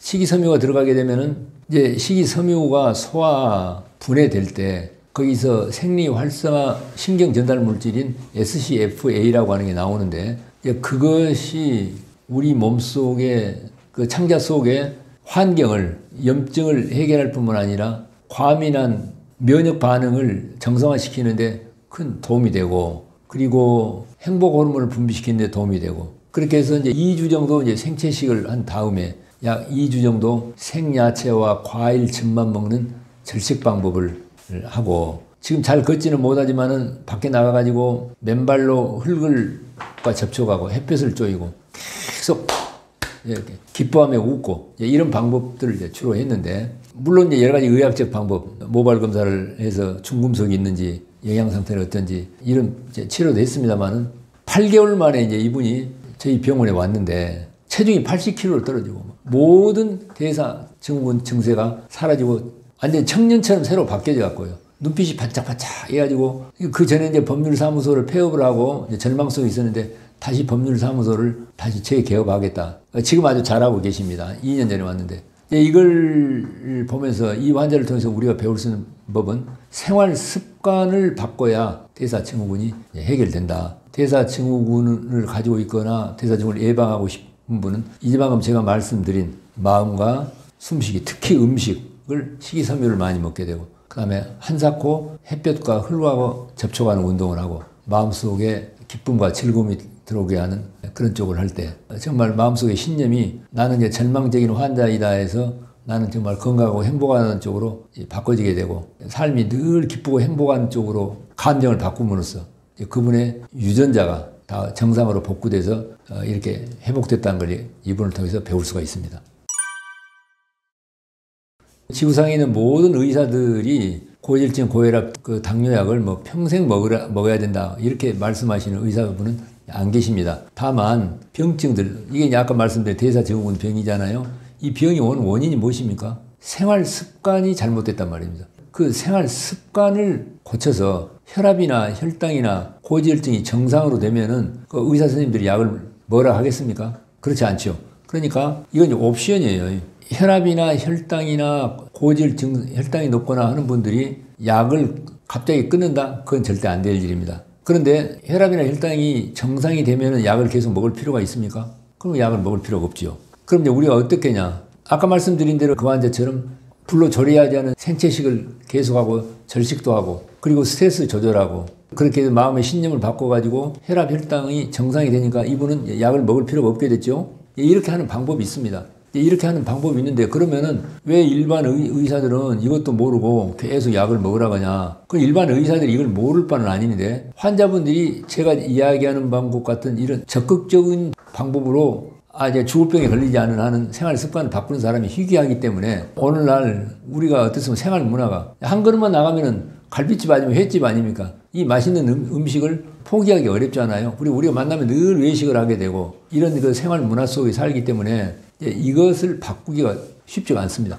저도 말은 생채식 하지만은 갈비나 회 이거 먹으면 맛있습니다. 저도 가끔 먹고 있고요. 이렇게 이것을 완전히 이런 생활 문화를 속에서 벗어나기는 우리가 어려운 시대에 살고 있기 때문에 이렇게 하다 보니까 아무래도 혈압이나 혈당이 이제 오르게 돼요. 그럼 혈압이나 혈당이 오르게 되는데 그걸 방치하면 왜 혈압이 오릅니까? 혈관 안에 피가 점액도가 높아고 끈적끈적해지고 그 피 속에 있는 때가 혈관벽에 달라붙어서 끼는 것보다 고지혈증이라고 하는데 이제 그렇게 되면은 피는 끈적끈적하고 혈관 통로는 좁고 그렇게 돼서 혈압이 높아지게 돼. 그걸 그대로 방치하면 심장이 너무 애를 많이 써서 심장이 망가질 수가 있고 심장이 과로하는 것을 막아주고 또 뇌 혈관이 높은 압력을 못 이겨가지고 터져버릴 수 있고 그걸 예방할 목적으로 혈압약을 주지 않습니까? 그러니까 이제 그 혈압약을 내가 생활 방법을 근본적으로 습관을 바꿔서 약을 안 쓰고도 혈압과 혈당을 정상으로 하겠다는 결정을 그 선택을 하면은 그렇게 할 수가 있어요. 그러나 나는 그렇게까지 생활 습관을 바꾸기는 어려워. 나는 그냥 약을 먹더라도 내가 먹고 싶은 거 먹겠다. 그럼 그렇게 하고 생활 습관의 선택상 옵션인 것입니다. 대사증후군은 이제 크게 보면은 이렇게 고지혈증, 고혈압, 그다음에 당뇨, 비만 이런 이제 병증들을 모아서 대사증후군이라고 하는데 이게 생기게 되는 과정을 보면은 우리가 이제 음식을 너무 이제 과식하는 게 큰 문제인데 음식 과식하거나 과로하거나 이제 과스트레스 이렇게 하게 되면 우리가 먹은 음식물이 소화 흡수돼 가지고 세포 안으로 들어가서 그 세포 속에서 이제 미토콘드리아에서 불을 떼서 이제 에너지를 만든다는 말씀을 아까 했는데 그럼 세포 안으로 포도당이 모든 음식은 세포 안으로 들어갈 때는 반드시 기름기를 먹더라도 포도당으로 바꿔줘야만 포도당이 안에서 불을 떼는 장작에 해당되는 거예요. 포도당으로 바꿔줘야 되는데 이 세포막 안으로 포도당이 들어가려면은 인슐린이라고 하는 호르몬이 세포막의 문을 열어줘야 돼요. 일종의 세포막을 열어주는 포도당을 그 안에 넣는 열쇠나 초인종에 해당하는 거예요. 그런데 이제 음식을 적당히 먹으면 좋은데 너무 과식을 지금 이런 병증이 고혈압이나 당뇨나 비만이라든가 이런 병이요. 사실은 우리 한국 사회에서 한 7, 80년 전, 50년 전에까지만 해도 아주 드물었습니다. 제가 이번에 그 농어촌 지역이에요. 화재가 발생한 지역에 의료봉사를 제가 좀 간 일이 있는데 우리 단체하고 농촌 지역, 산간 지역에 있는 분들 이제 진료를 하는데 그 벽지 산간에 있는 분들도 서너 사람 중에 한 명이 혈압약 아니면 당뇨약 먹고 있고 많은 사람들이 디스크 척추 협착증 수술하고 무릎 관절 수술하고 암 환자도 많고 심장병으로 스텐트 시술하고 뇌경색도 많고 이런 환자를 많이 봤는데 그 산간 마을에 5, 60년 전에는 이런 병증은 아주 희귀했습니다. 왜 그러느냐? 음식을 너무 과식해요. 옛날 5, 60년 전에는요. 그 명절 때나 또 제사 때나 이럴 때 그 고기 맛을 좀 볼까 했는데 지금 그 산간 지역에 가도 냉장고 문을 열어놓으면 고기가 가득가득 들어있습니다. 날마다 탄당류, 밀가루나 고기 이런 것들을 이제 너무 많이 먹으니까 장내 환경을 약화시켜가지고 장 누수가 오게 되는데 그러한 음식을 과식을 하게 되면은 포도당으로 다 바뀌어지게 돼요. 피 속에. 포도당은 반드시 이용돼야 되는데 세포 안으로 들어가가지고 에너지를 쓰려고 그럼 인슐린이 거기 가갖고 문을 열어줘야 돼. 그런데 하도 포도당이 많으니까 세포막 안으로 이렇게 포도당을 넣으려고 인슐린이 가서 초인종을 누르는데 세포가 너무 지쳐갖고 문을 안 열어줘. 그리고 음식을 시도 때도 없이 많이 먹어요. 간식으로. 그러니 포도당이 피 속에 포도당이 많다는 것은 설탕기가 많다는 이야기예요. 혈관 안에. 인슐린이 가가지고 문을 열어달라고 자꾸 해도 그 안에는 세포가 문을 안 열어줘. 이런 것보다 인슐린 저항성이라고 표현합니다. 세포 안에서 인슐린을 안 먹어줘, 이제. 인슐린을 좋아하지를 않아. 그래서 이제 세포 안으로 못 들어가는 포도당을 어떻게 하냐. 그러면은 지방세포로 데려갑니다. 복부 세포 쪽으로 포도당을 데리고 가. 그렇게 해서 거기다 쌓아두게 돼. 그래 이제 복부 비만이 되는 거예요. 거기서도 넘치면은 오줌으로 내보내야 돼. 이것보다 당뇨병이다. 이렇게 말을 하는 거예요.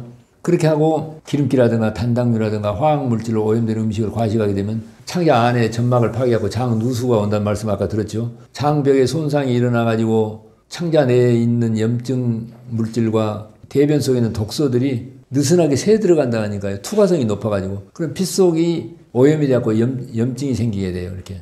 그래서 이제 뇌독소가 생기게 돼요. 그러면은 피 속에 들어오 있는 불순물이라든가 기름기라든가 그 독성 물질이 피가 맑아가지고 잘 흘러가야 되는데 잘 흘러가지 못하기 때문에 잘 흘러가도록 하려면은 어떻겠습니까? 그 끈적끈적한 그 노폐물이 혈관 가장자리로 밀려나야 돼. 가운데로 피가 가야 되니까.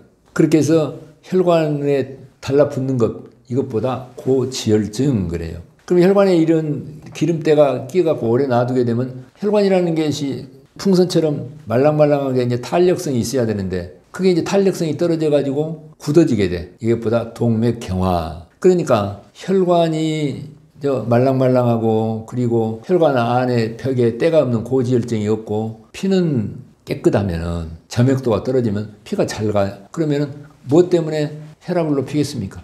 아까처럼 혈관 안에 기름때가 끼어갖고 고지혈증 있죠. 혈관은 굳어져 갖고 있어. 피는 점액도가 높고 뻑뻑해. 그래서 그 좁은 틈새로 피를 보내야 돼. 머리끝에서 발끝까지. 우리 몸은 자기를 살리기 위한 항상성을 유지하려고 어쨌든 살아남으려고 높은 압력으로 머리끝에서 발끝까지 피를 보내려고 압력을 높이는 거예요. 그게 고혈압 그래요. 아까 고지혈증, 당뇨, 비만, 고혈압 이것이 한 가지 병이잖아요. 그래서 우리는 이제 이런 것들을 해결하기 위해서 이제 생활 습관이 잘못된 병이기 때문에 몸속에 들어있는, 피 속에 들어있는 노폐물을 이제 해결을 해야 됩니다. 그래서 고혈압, 당뇨, 비만, 고지혈증은 그 자체가 병이긴 하지만 사실은 피 속에 너무 많은 노폐물이 혈관 벽에 끼고 피는 뻑뻑하고 그 다음에 이걸 만들게 되는 원인이 창자에가 물이 새고 그리고 너무 많이 먹어가지고 세포 안에서 포도당을 안 받아주는 인슐린 저항성이 생겨서 당뇨가 생기게 되고 비만이 생기게 되고 이러한 환경을 우리가 잘 좀 생각을 해보면은 병이 뭐냐면 고혈압이나 당뇨나 비만이나 고지혈증도 병은 병인데 그것보다는 뭐가 병입니까? 창자가 파괴돼 있고 피가 오염돼 있어. 창자와 피가 왜 오염돼 있습니까? 음식을 너무 많이 먹어. 창자와 피를 손상시키는 식이섬유는 적고 맛있는 음식을 너무 많이 먹고 저녁에 휴식을 또 못 취하게 돼. 운동은 안 해. 많이 움직여야 열량이 소모가 되는데 이러한 나의 생활 습관이 잘못됐으니까 그 생활 습관을 고치라는 경고 신호다. 자동차 계기판에 안에 엔진이 고장났다는 경고 신호가 뜨고 타이어가 펑크 났다고 경고 신호가 뜨면 그걸 바꿔야 되지 않아요? 이것도 똑같은 거예요. 그러면 어떻게 바꾸란 말이냐? 이 마음속에서 내가 지금 고혈압이나 당뇨나 고지혈증 환자다. 이 생각을 버려야 돼. 그것은 병이 아니에요. 내 생활 습관이 잘못됐다는 신호예요. 그러니까 내가 병이 있다는 생각을 버리고 나는 그래도 건강하고 행복한 사람이라고 그쪽으로 내 청사진을 건강한 사람 쪽으로 오고 두 번째 늘 말씀드린 대로 늘 틈만 나면 깊은 심호흡을 해야 돼요. 왜 혈압을 높이냐면요. 세포에다 산소를 보내려고 그러니까 우리가 깊은 심호흡을 하고 세 번째 음식이 아주 중요해요. 음식을 식이섬유가 많은 음식을 이제 맛있는 음식도 조금씩 드시더라도 이제 그렇게 하는 방법은 아침에는 요즘 간헐적 단식이라고 그래갖고 많이 유행하잖아요. 저녁에 야식을 하지 말아야 돼. 저녁밥을 드신 다음에 점심 때까지 조금 우리 몸속에 독소를 배설하는 시간으로 삼고 아침은 채소와 과일, 식이섬유, 코코넛 오일이나 올리브유 같은 기름 한 숟가락, 물을 많이 먹고 그렇게 해서 장내 미생물들에게 좋은 먹이가 되는 식이섬유를 주고 그렇게 해서 이제 음식을 이렇게 이제 적게 먹으니까 식이섬유만 먹으니까 칼로리가 부족하잖아요. 그럼 그 칼로리를 어디서 채우냐면은 피 속에 있는 노폐물들을 불을 태워버려요. 밥이 안 들어가니까. 그래서 피가 노폐물이 사라지니까 저절로 깨끗해지게 돼. 고지혈증도 좋아지게 되고. 그리고 이제 점심 저녁 때 식사는 어떻게 해요? 채소와 과일과 통곡식의 식이섬유 위주로 이제 이걸 내가 이제 완전히 생활 습관을 더 적극적으로 바꿔서 약도 적게 쓰고 하겠다. 이런 결정을 한다면 불로 조리하지 않는 채소와 과일과 통곡물을 집에서 간단하게 할 수 있습니다. 서울대학 미생물학과의 천종식 교수가 얼마 전에 우리 환자들에게 식이섬유만 2주 동안 먹였더니요. 다 장내 환경이 완전히 다 원래대로 복구됐다. 이걸 발표한 일이 있었는데 그렇게 2주 정도만 식이섬유 위주의 일상생활은 아무 지장이 없습니다. 그렇게 하고 나면은 그 사이에 창자의 환경이 완전히 바꿔지게 되고 그 칼로리를 보충하기 위해서 우리 피와 조직 속에 있는 노폐물을 다 불태워버립니다. 그것보다 자가 포식이다. 내 몸에 있는 쓰레기를 내가 대식세포가 다 잡아먹어버려요. 2016년도에 오스미라는 의학자가 오토파지의 유전자를 발견해갖고 노벨 생리학상도 나왔지 않습니까? 자가 포식. 피 속에 있는 노폐물을 잡아먹어버리고 창자도 깨끗해지게 돼요. 그래서 피가 잘 돌아가게 돼요. 그러면은 혈압을 높일 필요가 있겠습니까? 이건 이렇게 쉬운 것입니다.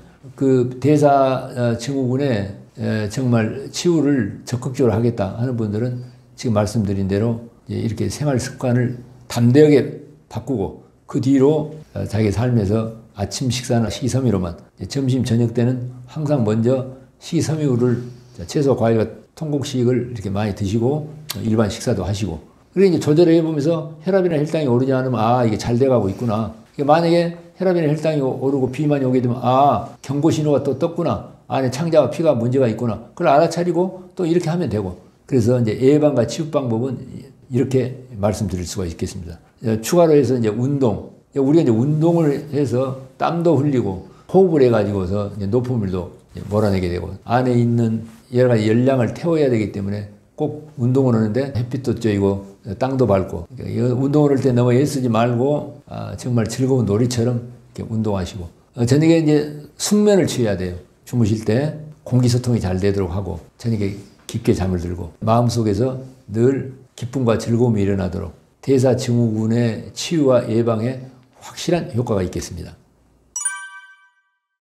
정신과 의사도 아닌데 이런 이제 우울증, 불면증, 공황장애 이야기를 하는 게 좀 맞지 않습니다만은 저에게 찾아오는 이제 환자분들 중에서 제 방식대로 이제 따라서 치료하는 분들이 한 몇 달쯤 후에 선생님 제가 이제 우울증 약이랑 불면증 약을 먹고 있었는데 그 약을 먹을 필요가 없이 다 좋아졌습니다. 이런 분들이 늘 계셔요. 처음엔 이분들도 이해를 제가 잘 못했는데 우울증, 불면증이 왜 좋아지는가? 이제 저한테 오신 분들이 우울증, 불면증, 공황장애가 좋아졌다 소문을 듣고 우울증과 불면증과 공황장애를 가지신 분이 찾아왔습니다.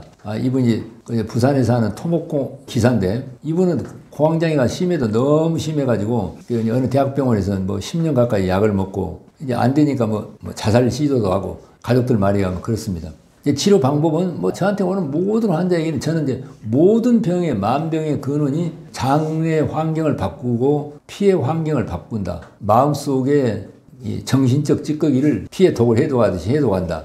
이걸 가장 기본으로 하기 때문에 우울증이나 불면증이나 공황장애가 왜 좋아지는가 봤더니 우울증, 불면증, 공황장애의 근본 육체적 원인은 창자에가 있습니다. 저는 그것을 경험적으로 확실하게 알고 있고 또 제 하는 이야기에 대한 과학적, 의학적인 연구 결과들도 그 후로 후성 유전학이라든가 정신신경 면역학이라든가 이런 쪽에서도 많이 밝혀졌습니다. 이게 결국은 이제 장내 환경이 나빠요.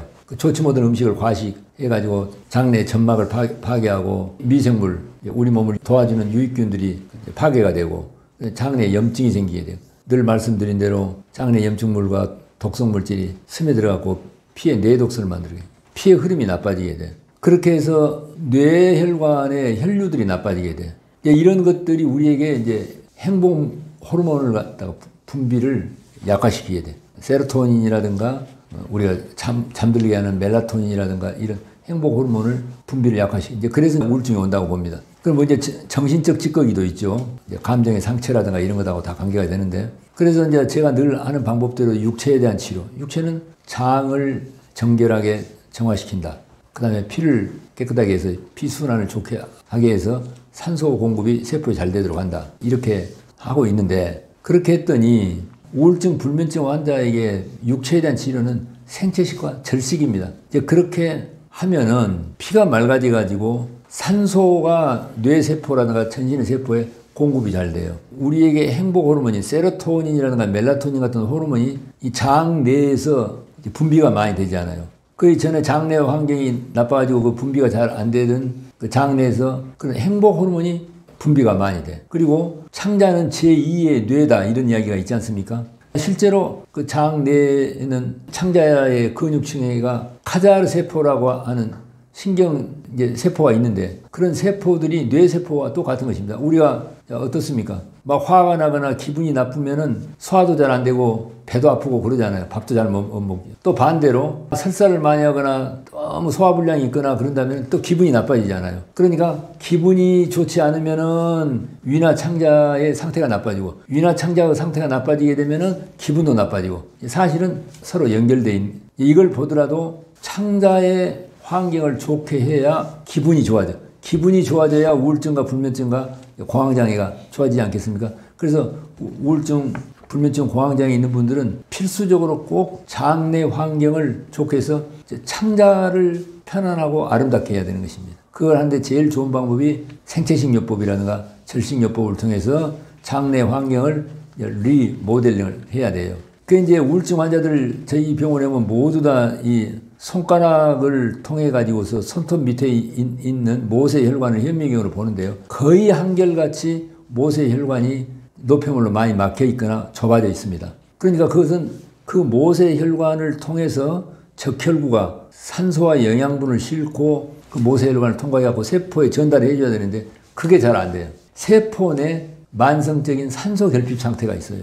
그게 우울증, 불면증, 공황장애에 직접적인 영향을 미친다고 생각합니다. 세포 호흡이 잘 안 돼. 답답한 거예요, 이렇게. 그래서 이제 우울증, 불면증, 공황장애 있는 분들이 이 세포 청소를 잘한다 할까, 세포 호흡이 잘 되도록 모세혈관 청소를 잘 하게 되면 나중에 좋아질 때 보면은 모세혈관을 다시 검사해 보잖아요. 생체식이나 절식요법을 하거나 혈관들이 다 넓혀져 갖고 모세혈관을 통해서 혈류가 좋아진 걸 우리가 눈으로 볼 수가 있습니다. 이 우울증, 불면증, 공황장애 환자들은 꼭 모세혈관에 혈류가 잘 되도록 해서 세포호흡이 잘 되도록 만성적인 산소 결핍 상태를 해결해야 되고 그게 이제 육체에 대한 치료고 마음속에 우리 육체의 모세혈관에 피찌꺼기가 많듯이 마음속에 정신적 이제 찌꺼기가 많습니다. 이걸 해결하기 위해서 많은 우울증, 불면증, 공황장애 환자들은 자기의 생각에 잡혀 있어요. 주의가 자기한테 있어. 늘 고민을 많이 하거나 근심, 걱정이나 과거에 억압된 감정, 특히 분노와 두려움, 죄의식, 피의식 이런 거에 잡혀 있는데 그러니까 사납게나 자기 안에 생각에 잡혀 있어. 이제 이것을 어떻게 해야 되냐면은 주의를 밖으로 내보내야 돼요. 이제 산책을 하면서 밖에 있는 자연 대상의 숫자를 세는 하나, 나무 잎을 보고 둘, 저 바위를 보고 셋, 저 새를 보고 넷, 하늘을 보고 다섯 이렇게 자꾸 밖에다가 관심을 가지고 숫자를 헤아리게 하는 방법을 하게 되면 내 생각에 잡혀있던 주의가 밖으로 나가게 됩니다. 그리고 더 좋은 방법은 모든 사물의 대상을 감탄하면서 감사하는 마음이 일어나게 하는 아름다운 신의 예술작품처럼 감탄하면서 감사하는 이런 방법을 하면서 주의를 한사코 밖으로 나가도록 우울증, 불면증, 공황장애 있는 분들은 한사코 햇볕을 쬐며 더 좋기는 맨발 걷기와 같은 땅과 접촉을 해서 기분을 좋게 만들고 주의를 한사코 밖으로 보내서 자연과 내가 하나 되게 하는 그런 훈련이 필요하고 더 나아가서는 정말 삶에 생각만 해도 가슴이 뛰는 목표를 정해야 돼. 내가 살아야 되는 목표. 우울증, 불면증이 있는 분들은 삶의 목표가 확실하지 않아요. 늘 자기한테 생각이 잡혀있어. 어두운 생각에. 아침에 자고 일어나면은 생각만 해도 막 가슴이 뛰고 흥분이 되는 삶의 목표를 정해서 늘 그 목표를 향해 도전적으로 나아가도록 삶의 목표를 향해서 나아갈 때 아까 그 육체에 대한 치료, 마음에 대한 치료 이 두 가지를 병행하게 되면 저한테 찾아온 분들 보면은 우울증, 불면증, 공황장애 있는 분들이 생체시과 절식요법 이런 방법만 하더라도 다 극적으로 좋아졌습니다. 오늘날 디스크 척추관 협착증 같은 만성 통증이 지난 20-30년 동안에 전 세계적으로 특히 선진국으로 갈수록 그 환자 수가 아주 급증하고 있습니다. 오늘 이것은 우리 시대의 역병이자 문명병이라고 할 수 있어요. 고혈압, 당뇨, 고지혈증, 대사증후군 환자가 급속히 증가하고 암 환자가 숫자가 증가하는 것과 괴를 같이 하고 있습니다. 좀 이상하지 않습니까? 이 병은 디스크나 척추 안에 있는 구조적인 변형 때문에 생긴다. 거의 틀린 말은 아니에요. 분명히 MRI나 CT나 영상 검사를 해보면은 디스크나 척추 협착증이 되는 증거가 있습니다. 그래서 그것을 여러 가지 약물 또 시술, 수술적 요법으로 치료하는 것은 합리적이고 그렇게 생각할 수 있는데 먼저 우리는 여기서 그 선행 원인도 생각해 봐야 돼요.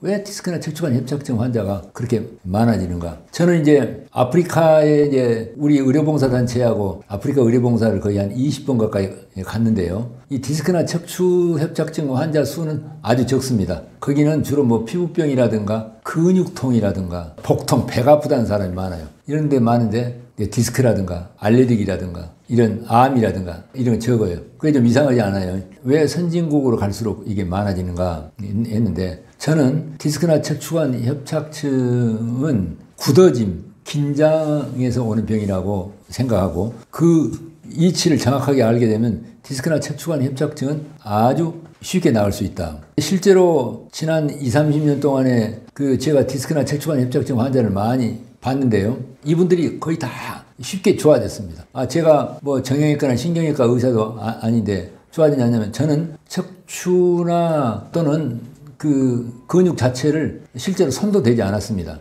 그러면 어떻게 좋아지느냐. 최근에도요. 도쿄에 사는 한 60세가량 된 부인이 척추 협착증이 너무 심해서 고통이 심해가지고 일본 도쿄에 있는 그 통증 클리닉이라든가 척추 전문 병원에 다니면서 치료를 해도 안 돼가지고 자기 딸하고 저한테 온 일이 있었어요. 한 2년 전인가 왔는데 제가 하는 방법은 평상 어떻게 하느냐 하면은 생체식하고 절식하고 육체에 대한 치료는 맨발 걷기 하고 이분이 생체식하고 절식요법을 한 후로 상당히 많이 좋아지고 그 뒤로 간 청소를 꼭 하도록 그렇게 권하는데 간 청소도 할 필요 없고 그냥 도쿄로 가겠다 해갖고 완전히 좋아졌다고 간 일이 있었습니다. 그럼 왜 좋아졌느냐 하면은 척추 주변에 있는 근육의 긴장이 이완됐어요. 절식과 생체식 요법이라든가 제가 하는 해동요법을 통해서 그쪽에 근육에 산소 공급이 잘 된 거예요. 마음의 긴장 그 부인은 그 남편과의 불화 때문에 그 별거 중에 있었는데 그 가지고 있는 분노와 그 피해의식이 너무 컸는데 그게 그 남편을 용서할 수 있게 되고 다시 감사가 일어났다고 합니다. 그렇게 해서 정신적 긴장이 해결됐어요. 척추뼈는 주변에 등심 근육과 안심 근육이 있습니다. 그럼 등심 근육과 안심 근육이 그 척추뼈를 지지를 하고 있어요. 그런데 거기에 긴장, 그 다음에 긴축 오게 되면 척추뼈에 붙어있던 그 근육이 긴장, 긴축이 되면 척추 구조가 비틀어질 수가 있어요. 척추와 척추뼈 사이에 매끌매끌한 물이 들어있는 물렁뼈가 있는데 그걸 디스크라고 그래요. 그것이 긴장된 근육에 따라서 척추 구조가 제대로 맞춰지지 않으니까 가지런하게 되도록 보상하기 위해서 이제 빠져나오는 것 같습니다. 빠져나오는데 그러니까 왜 긴장되느냐 하면 그 근육에 산소 공급이 잘 안 돼. 피가 오염돼 가지고. 그러니까 이제 통증이라고 하는 것은 근육 긴장하고 관계가 있어요. 여기 이제 팔에다가 고무줄을 이렇게 딱 묶어 놓잖아요. 처음에는 아무렇지 않은데 몇 분 정도 지나게 되면 뻐근하게 아프지 않아요? 피를 순환해야 되는데 혈관을 묶어버리니까 피 순환이 안 돼. 그런데 어떻게 피 순환이 안 되면은 세포들이 산소 공급을 안 받으니까 힘들어갖고 빨리 피를 보내달라고 아우성을 치지 않겠어요? 그럼 그 좁아진 틈새로 피를 보내려고 혈관을 막 이완하려고 막 애를 써요. 그게 이제 허준의 그 동의보감에 보면요. 통즉 불통이요 불통즉 통이란 말이 있어요. 통즉 불통이란 말은 앞에 통자는 통한다는 통, 그 다음에 곧 즉자, 아니 불자, 통증이란 통자예요. 통하면은 불통, 통증이 없고, 불통, 이때는 아니 불자에다가 통할 통자. 불통되면은 뒤에는 통증이 있다. 통하면은 통증이 없어요. 불통되면, 막히면은 통증이 있다. 제가 보기에는 의학적인 원리가 통증을 해결하는데 가장 뛰어난 의학적 원리라고 저는 믿고 있습니다. 그러니까 한마디로 말하면 피가 잘 통하면은 통증이 없고, 기혈이 잘 통하면, 피가 불통되면은 통증이 있고, 마음이 잘 소통되면은 통증이 없고, 마음이 불통되면은 화목이 안 되면은 통증이 있고, 이렇게 표현할 수가 있는 거예요. 그래 아까 도쿄에서 온 부인이 왜 좋아졌느냐 하면 척추 주변에 근육이 긴장돼가지고 피가 오염돼가지고, 그래서 생체식과 절식 방법으로 해가지고 피 속에 있는 피찌꺼기를 사라지게 하고 장내 환경을 변화시켰어. 그래서 척추 주변에 있는 근육으로 피가 잘 흘러가. 그러니까 그 주변에 있는 등심 근육이나 안심 근육이 산소 부족 때문에 긴장되어 있다가 이완되니까 원래의 상태로 척추 구조가 다 돌아가게 돼. 척추 협착증은 척수신경이 지나간 통로를 이제 척추강이라고 하는데, 거기에가 일종의 이제 노화가 되면은요, 여러 가지로 노폐물이라든가 그 퇴화된 골 조직들이 거미줄처럼 찌꺼기처럼 그게 있어가지고 척추강 안에 있는 공간을 좁게 만들었는데, 그러다 보니까 좁은 공간 속에 척수신경이 지나가다 보니까 압박을 받아가지고 통증이 생겼어. 그런데 아까 생체식과 절식요법을 하니까 어떻습니까? 이제 산소를 공급을 잘 해가지고서 그 주변에 있는 근육에 피를 잘 통하게 하니까 통즉 불통, 피가 통하니까 통증이 없게 되고, 척추강 안에 있는 그런 노폐물이라든가 퇴화된 노화된 골 조직의 그 염증 부산물들이 밥이 안 들어가니까 그런 노폐물들을 대식세포가 다 잡아먹어버리게 돼. 그래서 청소를 하게 돼. 피찌꺼기를 청소하듯이 조직 내에 있는 노폐물을 다 잡아먹게 돼. 그러니까 척추강 안에 청소가 돼. 그래서 이제 공간이 넓어져. 그 압력이 감압이 돼, 떨어져. 그러니까 이제 척추신경이 지나가더라도 목을 조이는 것처럼 압박이 없으니까 통증이 사라지는. 우리가 이걸 여기서 배울 수가 있습니다. 정신적 압력, 긴장, 늘 마음속에 막 분노를 가지고 있거나 어떤 이제 죄의식에 사로잡혀 있거나 두려움이 있거나 피해의식, 절망감 이런 걸 가지게 되면은 교감신경이 흥분돼 갖고 혈관이 다 오므라져 버리잖아요. 이렇게 스트레스 호르몬이 많이 분비돼 갖고 피를 탁하게 오염시키고. 그런데 마음속에서 통즉 불통이라, 모든 사람에 대해서 잘 소통이 돼서 용서와 감사와 화목이 이루어지게 되면은, 자, 척추 주변으로 가는 근육을 지배하는 혈관이 이완돼서 피가 잘 소통돼서 산소가 잘 공급되니까 긴장되어 있던 근육이 이완이 돼요. 2주 정도 밥을 굶고 생체식과 절식을 시키니까 피 속에 있는 노폐물뿐만 아니라 척추강 속에 있는 노폐물이라든가 부산물을 다 잡아먹어버리게 돼. 그쪽에 피도 소통이 잘 되고 척추신경의 소통도 잘 되게 되고, 마음속에 있는 그 찌꺼기에 해당되는 어두운 생각이나 감정적 찌꺼기들 이런 것들이 다 사라져버리니까 통즉 불통이다. 전에는 불통즉증에서 다 막히니까 통증이 있었는데 이번에는 잘 통하니까 불통이 됐다. 디스크나 척추관 협착증은 이와 같은 방법을 하게 된다면 어떤 경우도 매우 쉽게 낫는 걸 봤습니다. 그 디스크 척추관 협착증을 비롯한 많은 만성 통증, 두통이라든가 어깨 결림이라든가 또는 전신 통증 같은 통증이 사실은 그 육체적인 감각에서 느껴지긴 하지만은 그것은 거의가 다 정신적 공간에서 일어난 것이다 라고 하는 그러한 의학적 근거들이 많이 있습니다. 이 책이 존 사르노라고 하는 미국 뉴욕 대학의 통증에 대한 세계적인 의사인데, 모든 통증은 여기 보면 마인드 오버 백페인, 그 요통 위에 있는 마인드에 대한 이야기를 하는데, 이분은 통증 유발자가 이제 마오입니다. 통증 혁명. 우리나라에는 이분 책이 통증 혁명이라고 하는 책으로 나와 있는데, 이분이 이제 그 젊은 의사 시절에 디스크나 척추관 협착증 수술을 많이 했습니다. 그리고 이제 물리치료도 많이 하고 그러는데 근본적으로 해결이 잘 안 되는데, 이분 방법으로 그 사람 속에 있는 긴장, 정신적 긴장을 해결했더니 아주 극적인 치유가 있는 거예요. 그래서 이분은 통증은 긴장성 근염 증후군. 이분은 이제 그렇게 해서 이분 책만 보더라도 통증이 해결된 경우들이 많이 있는데, 모든 통증의 배후에는 긴장이 있다는 거예요. 아까 제가 육체적 긴장과 정신적 긴장인데, 우리에게 나타나는 통증은 이 긴장이 밖으로 드러나는 거다. 그러니까 통증이 있다는, 통증이라고 하는 그 증세는 당신 안에 지금 긴장이 있어. 육체적 긴장과 정신적 긴장, 그걸 해결해라고 알려주는 경고 신호다, 그런 얘기예요. 근데 그 신호를 못 알아먹고 계속 그 통증 자체만 없애려고 하면은 그게 신호인데, 나를 지금 살리려고 알려주는 좋은 신호인데, 그걸 못 알아먹고 통증의 불만 끌려고 하면 물론 꺼지지도 않는다. 그래서 내 안에 있는 긴장을 해결해라. 아까 그 근육의 긴장, 정신적 긴장을 해결해야 된다. 그래서 존 사르노의 세계적으로 큰 반향을 일으키고 있습니다. 그런 점에서 제가 이제 방금 말씀드린 디스크나 척추관 협착증, 그리고 그 외에도 많은 뭐 두통이라든가, 이제 두통 환자를 제가 많이 봤는데요. 두통이나 어깨 결림이라든가, 전신 근육통이라든가, 무릎 통증이라든가, 이런 분들이, 많은 분들이 이와 같은 방법으로 소통을 잘 시켜요. 피의 소통을 잘 시켜서 근육 긴장을 없애게 되고, 마음을 소통시켜서 정신적 긴장을 사라지게 하면 거의 모든 통증은 통즉 불통이라, 잘 통해서 통증은 사라진다. 이렇게 확실하게 말씀드릴 수 있겠습니다.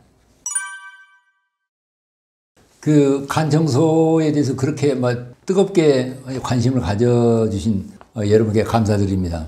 이 간 청소의 역사는 아주 길거든요. 서양에서도 있었고, 동해, 특히 그 인도의 아유르베다 이제 의학에서 이제 간 청소를 오래전부터 이렇게 해왔는데, 현대에 이제 와서는 간 청소를 미국이나 유럽에 있는 의사들이 이제 현대적인 방법으로 했는데, 이 방법이 이제 아주 다양해요. 한 가지만 있는 것이 아닌데, 저하고 같이 아유르베다 의학을 배운, 저는 그 안드레아스 모리츠의 간 청소 책을 출간하기 전에 감수를 좀 했는데, 저도 그걸 처음에 납득이 잘 안 됐습니다. 이렇게 외과 의사로서 그 담석 수술도 많이 하고, 또 제가 전문 시험 볼 때 낸 논문도 담석 수술, 재수술에 대한 이제 그런 논문도 내고, 그래서 담석에 대해서 내가 나름대로 잘 안다 그러는데, 모든 사람들에게는 간 내에 그 뻘쭉 같은, 모래알 같은 담석이 이제 많이 이제 있다는 것입니다. 내가 이해가 잘 안 됐는데, 저는 제가 지난 10년 동안에 저를 찾아오신 모든 분들에게 이제 꼭 그 3번째 오실 때, 보통 4번째 우리 병원에 오시도록 그렇게 4번씩 오시게 하는데, 그때 이제 간 청소를 가르쳐 주는데, 많은 분들이 이제 간 청소를 한 후에 그 간 내 노폐물과 여러 가지 담석이 배출되는 걸 실제로 다 사진을 찍어 갖고 와서 보고 그런데, 그 전문가님들 속에서 그것은 실제로 간 내 담석이라든가 노폐물이 있는 게 아니라 사과산이라든가 이런 것이 담즙과 엉켜가지고 나오는 것이지, 그게 담석일 수 없다. 그건 아마 혼동을 하는 것이다. 이렇게 하시는 분들을 제가 봤는데, 전혀 그렇지가 않는 것입니다. 이런 식으로 이렇게 많이 배출이 돼요.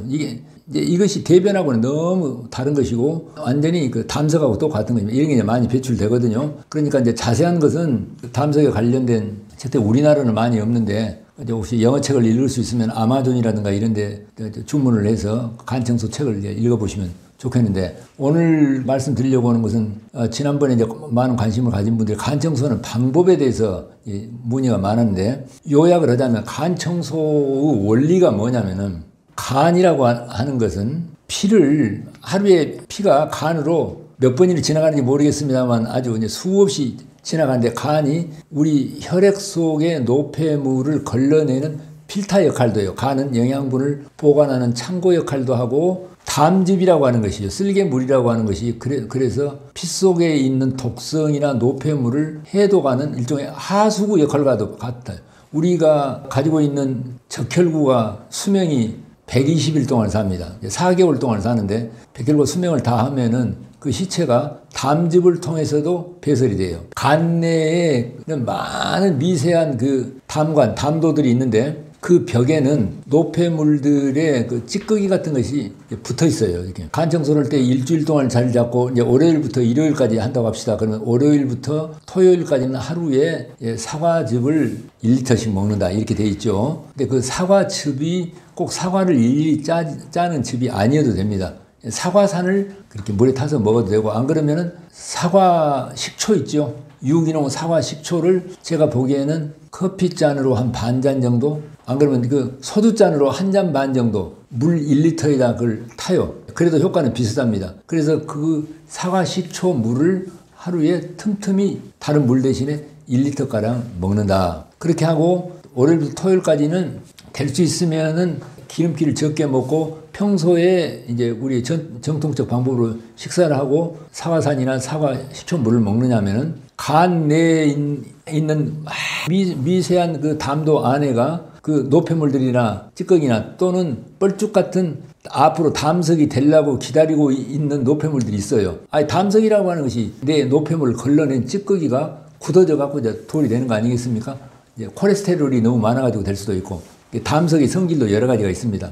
그런 것들을 때가 불듯이 부드럽게 녹여내요. 그 담관 안에 있는 것들. 그렇게 하고 담즙을 많이 보관을 하려고 그래요. 기름기를 먹게 되면 어떻습니까? 담즙이 많이 분비되잖아요. 그 기름기를 소화시키려고. 그러니까 될 수 있으면 기름기를 안 먹고 간 안에 담즙을 많이 모아놔. 언제? 다음에 프레쉬 해갖고 폭포처럼 쏟아내려고 담즙을 모아놓고 담도 안에 있는 노폐물들을 녹여내가지고 담즙을 많이 보관하고 있다가, 이게 결정적인 날이 이제 토요일입니다. 토요일 날 오후 6시하고 8시에 거기에 보면 앱섬 솔트라고 했는데, 앱섬 솔트라고 하는 그 소금은 미국이나 유럽에는 친숙한데 우리나라는 없는데, 그걸 뭐 좋아하시는 분들은 이렇게 직접 구해갖고도 하시는데, 그 물을 먹기가 어려운 분은, 구하기 어려운 분은 그냥 깨끗한 좋은 소금이어도 됩니다. 그러니까 그 하얀 정제염은 하지 말고 정말 좋은 뭐 천일염, 깨끗한, 요즘 뭐 죽염도 있고 좋은 소금을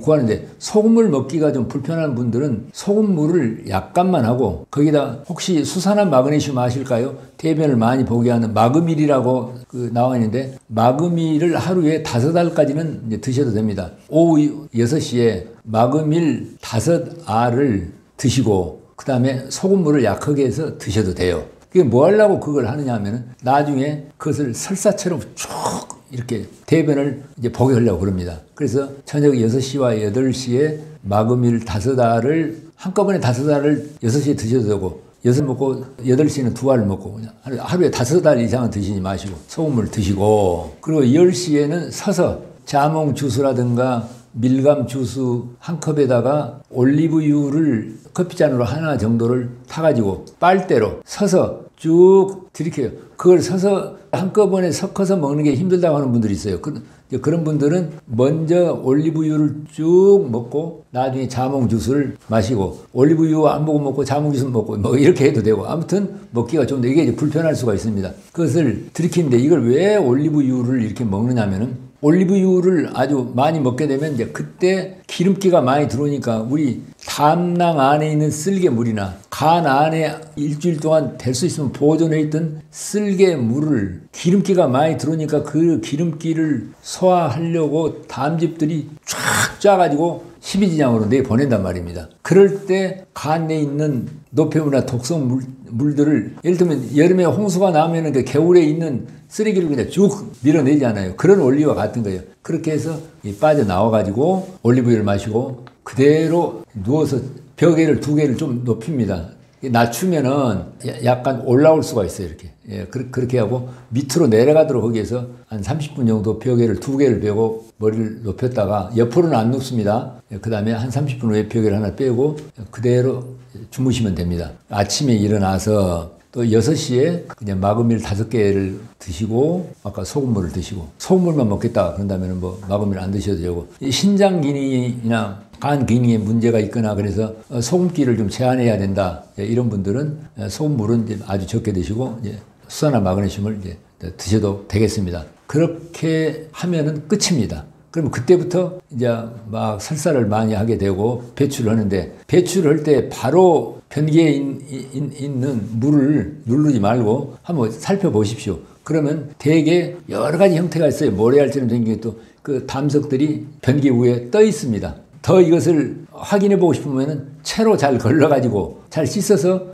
따로 빼서 보면은 대변이라든가 아까 말씀드린 대로 쓸개 물이 뭉쳐 있다거나 그런 거랑 너무 다른 원래 있던 것들이라는 걸 확인할 수가 있습니다. 지금까지 제가 10년 동안 했는데 거의 부작용이나 문제는 없습니다. 근데 이제 이게 언론에서나 유튜브에서 진실 공방이 있다는 걸 제가 잘 압니다. 아주 좋은 일입니다. 우리가 뭐든지 서로 이렇게 토론하고 그렇게 비판하고 이렇게 하면서 발전하는 것 아니겠습니까? 이렇게 해야 간청소 방법도 발전하고 또 간청소 지금 하는 방법보다 더 간편하고 효과 있는 방법을 앞으로 우리 후대들은 또 개발해내야 안 되겠습니까? 일주일 동안 하는 것은 이제 3일에 한다거나 하루에 하는 그런 방법도 개발할 수가 있겠고 그래서 뭐 제가 소개하는 방법이 제일 옳다. 저는 그렇게 주장할 마음도 없고 저도 이걸 배워서 하는 것입니다. 그래서 여러분들이 잘 연구를 하시고 비판을 하실 때는 꼭 알고 해야 되는 것입니다. 뭘 비판할 때는 잘 알고 그리고 또 알아보려고 노력을 하고 간청소에 대한 역사와 그리고 간청소에 대한 지금까지 성과와 그 많은 논문과 책과 그리고 이제 더 좋은 것은 간청소를 본인이 해본 다음에 실천을 해본 다음에 비판을 하시는 게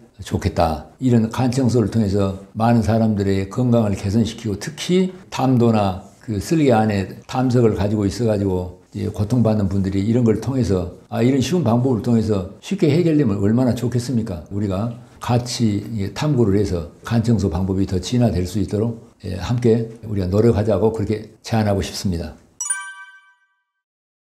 제가 알레르기 내과를 전공한 사람도 또 더 나아가서 내가 이비인후과 의사도 아닌데 이게 비염과 축농증에 대해서 제가 이야기하는 것은 주제넘게 생각할 수가 있는데요. 제가 지금 이 주제를 이야기하게 된 것은 그럴 만한 연유가 있습니다. 저희한테 찾아오시는 환자분들이 이제 되게 여러 가지로 만성 질환, 만성 통증이나 암이나 자가 면역 질환이나 만성 난치병에 속하는 분들이 가끔 오시는데 이분들이 저한테 오신 후로 서너 달쯤 후에 내가 원래 비염이나 축농증이 있었는데 이게 그 사이에 다 사라졌습니다.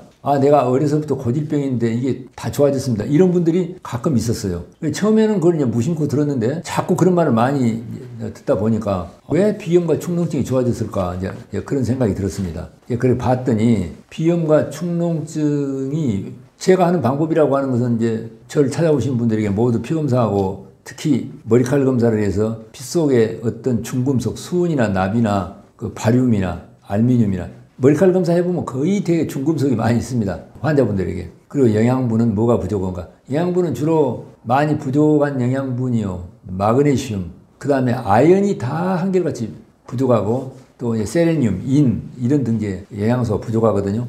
아까 중금속 같은 독성은 해독을 하고 부족한 영양소는 채우고 그렇게 하고 모든 환자들에게 한 1단계, 2단계를 식이섬유가 많은 생채식과 그리고 나중에는 절식요법도 하고 그리고 이제 몇 가지 기본적인 제가 말씀드리는 호흡, 음식, 운동, 수면을 잘 취하는 이런 기본 생활 방법을 가르쳐 드리고 있는데 이런 분들이 비염이나 축농증이 다 좋아지는 거예요. 왜 좋아지는가 봤더니 가장 결정적인 것은 이 장내 환경이 바꿔지지 않겠습니까? 아까 말씀드린 그런 방법이 생채식을 하게 되면 장내의 유익균이 다 약화되어 해로운 균이 득세를 하고 있어가지고 장내 염증을 만들어서 장누수를 만들었어요.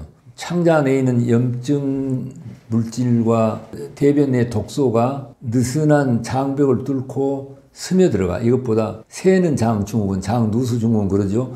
피 속에 내독소를 많이 만들어내요. 이 원인은 그 피 속에 있는 내독소가 비염과 축농증의 원인인 거예요. 그래서 제가 보기에는 그 내독소가, 피 속에 있는 내독소가 콧물이나 코의 염증을 통해서 그것이 해독되고 있다고 볼 수가 있어요. 그걸 쓸어내고 있는 거예요. 그게 피부로 쓸어내면은 아토피, 기침을 많이 해가지고 쓸어내면 이 천식, 그러니까 아토피, 비염, 천식을 알레르기 삼형제다 그래요. 그래서 세 개의 머리 글자를 써서 3A 다 이제 알레르기 병입니다.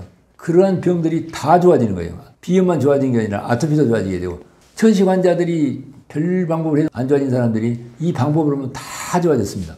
왜 좋아지느냐 하면은 우리 창자 안에 장 점막이 손상되고 장 내 염증이 있고, 그러다 보면은 면역을 담당하는 면역 세포들이 다 약화돼 버리게 돼요. 생체식을 하게 되면은 장 내 환경이, 내가 늘 말씀드리지만은 근본적으로 정결하게 되고 장벽이 복원되고 장 내 유익균이 부활하게 되고, 최근에 다시 밝혀진 것은 식이섬유가 많이 들어오게 되면 식이섬유가 별것이 아닌 것 같아 들어와서 그것이 분해될 때 SCFA라고 하는 단쇄 지방산이라고 합니다. 그런 신경 전달 물질이 섬유소가 분해될 때 그게 생성되는데, 그 SCFA라고 하는 신경 전달 물질이 놀라운 것은 그 알레르기라고 하는 것은 항원 항체 과잉 반응 때문에, 면역 과잉 반응 때문에 생기는 것인데, 그 면역 과잉 반응을 억제해요. 식이섬유소에서 나오는 신경 전달 물질이.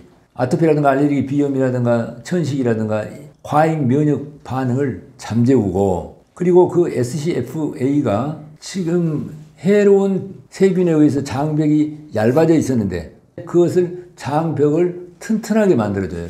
해로운 대장균이라든가 해로운 장내 세균이 득세하면은 장벽을 먹어치워가지고 얇아지게 되고, 식이섬유가 많이 들어오면 이로운 세균이 많아지게 되면 장벽이 두꺼워지게 되고, 이게 밝혀졌습니다. 그렇게 해서 알레르기를 만드는 비염의 근본 원인인, 비염은 창자가 구멍나서 생겼다, 이것을 의사들이 많이 밝혀냈습니다. 한국에도 여러분들 의사가 계시거든요. 비염이나 천식이라든가 아토피는 장 누수증후군의 결과다. 비염이 이제 진행돼서 세균 감염이 되면 축농증이 되는데, 제가 지금까지 비염이나 축농증 환자들이 아주 많이 왔는데 그 뒤로 이와 같은 방법으로 생채식과 생야채, 과일즙, 절식을 해서 장내 환경을 개선시키고, 그렇게 되면 피 속에 있는 불순 물질들이, 독성이라든가 노폐물들이 밥이 안 들어오니까 영양분이 없게 돼. 그럼 우리 몸은 칼로리가 필요해. 그 영양분 대신에 피 속에 있는 노폐물을 전부 불로 태워버려요, 이렇게. 그래서 피가 저절로 깨끗해져.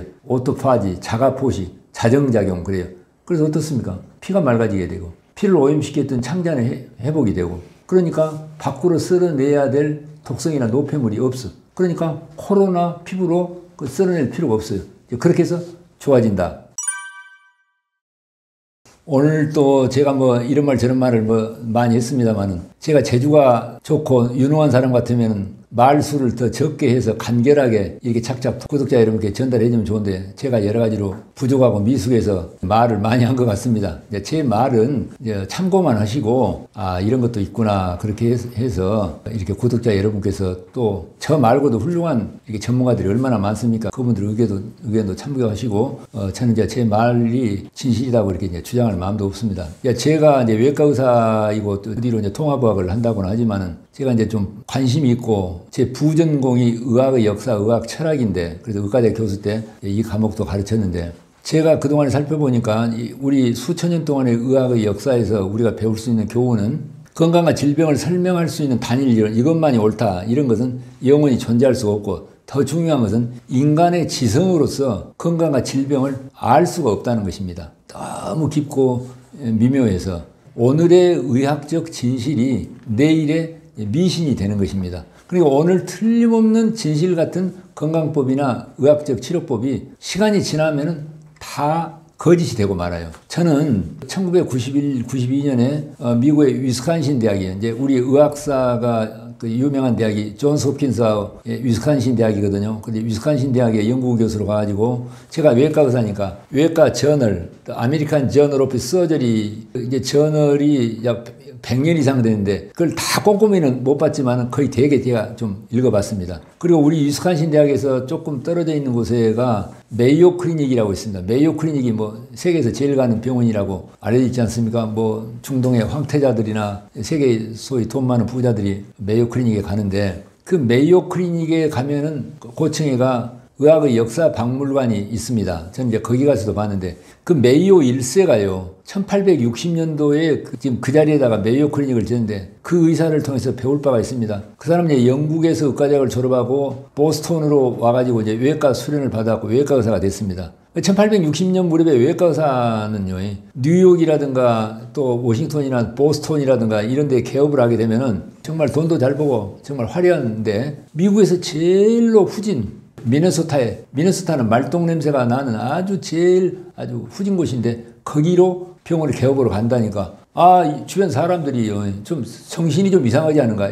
근데 그 사람이 왜 거기를 가려고 하냐 그러니까요. 캐나다에서 미국으로 넘어올 때 미시시피 강을 보신 분들은 알겠습니다만 미시시피 강이 엄청 넓고 그 파도가 꼭 바다 같거든요. 그럼 캐나다에서 뗏목을 타고 미국으로 건너올 때 사고가 많이 나고 교통사고가 뗏목이 뒤집혀져 갖고 사상자가 많이 나. 내가 그들을 좀 구하고 싶다. 그리고 그때는 쥐가 많아가지고요. 발진티푸스가 엄청 많이 유행하고 그 쥐가 어린애들 이렇게 팔도 긁어먹고 이런 시대가 있었습니다. 그래서 내가 그 쥐와 발진티푸스와 그 문제를 해결하러 가겠다. 그래서 한 사람의 선한 뜻이요. 이제 오늘날 저렇게 위대한 병원을 만들었는데 메이오가 거기 가면서 뭐라고 말을 했냐면 쥐덫을 잘 만드는 사람이 산속에 살면 그 길이 난다. 이런 유명한 일화를 남겼습니다. 내가 선한 뜻을 가지고 내가 능력 있는 의사가 되면은 많은 사람들이 나에게 찾아온다. 그 말이 그대로 시가 돼서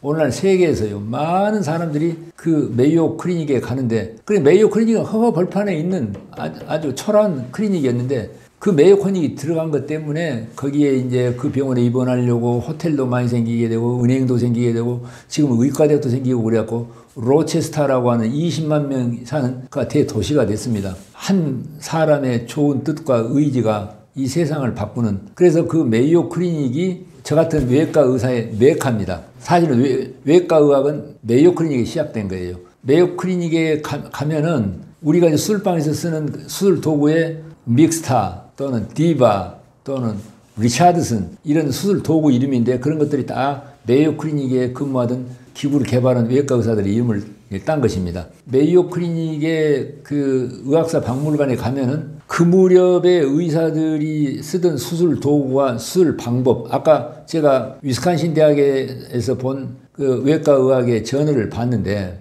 150년 전에 우리 선배 의사들이 하던 수술 방법을 오늘 현대 저 같은 의사의 눈을 보자면 너무나 말도 안 되는 엉터리 같은 수술을 많이 했습니다. 제가 거의 50년이 다 되기 전에 외과 훈련을 받았는데 그때 제가 배우던 수술 방법하고 오늘 후배 의사들이 하는 수술 방법, 요즘은 복강경 수술하느니 로봇 수술하느니 그런데 그 50년 전하고 지금하고도 큰 차이가 있습니다. 과거에 제가 배우던 수술 방법은 지금 보면은 미신이에요. 그러면 앞으로 200년 전 후에 우리 후대 의사들은 오늘 우리가 암 환자에 대해서 수술 항암제 방사선 이것이 유일한 진실이다. 우리는 그렇게 믿고 있다면은 그 후배대 의사들도 그렇게 볼까요? No, 그렇지 않아요. 그들은 세상에 우리 선배 의사들은 암을 칼로 잘라내고 독약을 뿌리고 불로 태우고 미개한 짓을 했다. 이렇게 비웃을지도 모릅니다. 제가 말씀드리려고 하는 것은 모든 건강법과 의학은 시간이 가게 되면은 다 거짓과 가짜로 되고 새롭게 된다. 그래서 오늘 우리가 배우고 있는 이런 건강법이나 여러 가지 방법을 참고는 하되 이것이 유일한 진실이 아니라는 걸 알고 너무 맹신을 하시지 말고 유연한 마음으로 잘 배워서 자기 자신이 건강관리의 주도권을 가지고 각자가 공부를 좀 하셔야 돼. 제 말만 들으라서도 안 되고 많은 분들의 의견을 가지고 이제 공부를 하셔야 됩니다. 오늘 제가 마지막으로 꼭 드리고 싶어서 하는 말씀은 이렇게 늘 모든 것은 변화하고 새롭게 나오게 되고 지나간 것은 가짜가 되고 이제 새로운 것이 나오는데 시간이 가도 어느 공간에 가도 영원히 변하지 않을 이제 그러한 몇 가지 기본적인 생명의 요건이 있습니다. 내가 오늘 그것만은 꼭 전해드리고 싶습니다. 이제 이 자연계에서 영원히 변할 수 없는 진실은 모든 사람이 무엇이든지 믿을 수가 있습니다. 근데 그 믿는 믿음에 의심이 없다면 그것이 현실이 되는 것입니다. 이 명제만은 나는 영원히 변하지 않을 것이라고 봅니다. 그 첫 번째 무엇이든지 믿을 수가 있어요. 자, 그러니까 우리가 여기서 배울 점은 내가 건강을 개선하고자 한다면 나는 병자라고 하는 믿음을 버리고 내 몸의 형편이 어떻든 나는 건강하고 행복하다고 믿을 필요가 있어요. 그걸 늘 각인해서 그걸 믿고 상상하는 것. 두 번째, 우리는 살아가려면 숨을 쉬고 음식을 먹고 운동을 하고 주변과 관계를 해야 되죠. 숨 쉬는 것은 늘 어깨를 펴고 깊은 숨을 쉬어야 돼요. 호흡을요. 이것은 영원히 변하지 않습니다.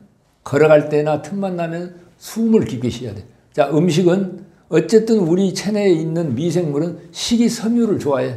그러니까 뭐 고기도 먹고 뭐 경우에 따른 술도 먹고 이렇게 하더라도 너무 많이 자시지 말고 꼭 내 안에 있는 미생물을 나를 도우려고 나를 지키는 면역의 파수꾼이기 때문에 그들을 꼭 살리는 걸 생각하고 음식을 먹을 때 그렇게 해서 식이섬유를 많이 드시고 절대 배부르게 먹지 말고 그 다음에 음식을 오래 씹고 음식을 먹을 때 이 세상에 가장 행복한 사람으로서 그 음식 먹는 걸 즐기고 그 다음에 운동은 제일 좋은 운동은 내가 좋아하는 운동을 택해서 해야 되죠. 그러나 하루에 잠깐만이라도 햇볕을 쬐고 땅과 접촉하는 맨발을 걷든지 화초를 가꾸든지 흙을 만지고 그렇게 하고 관계는 주변의 자연 환경이나 주변 인간관계를 감사하고 정말 아름다운 신의 예술 작품처럼 감탄하고 이렇게 할 때 이제 우리의 면역계가 원래 태초의 상태로 부활돼서 건강도 좋아지고 또 삶의 풍요와 행복이 반드시 이루어져서 누리게 될 줄로 믿습니다. 제가 말씀드리는 마지막 이 5가지 요건을 꼭 기억해서 꼭 실천해 주시면 감사하겠습니다. 여러분 오늘도 잘 들어주셔서 감사합니다. 여러분 안녕히 계십시오.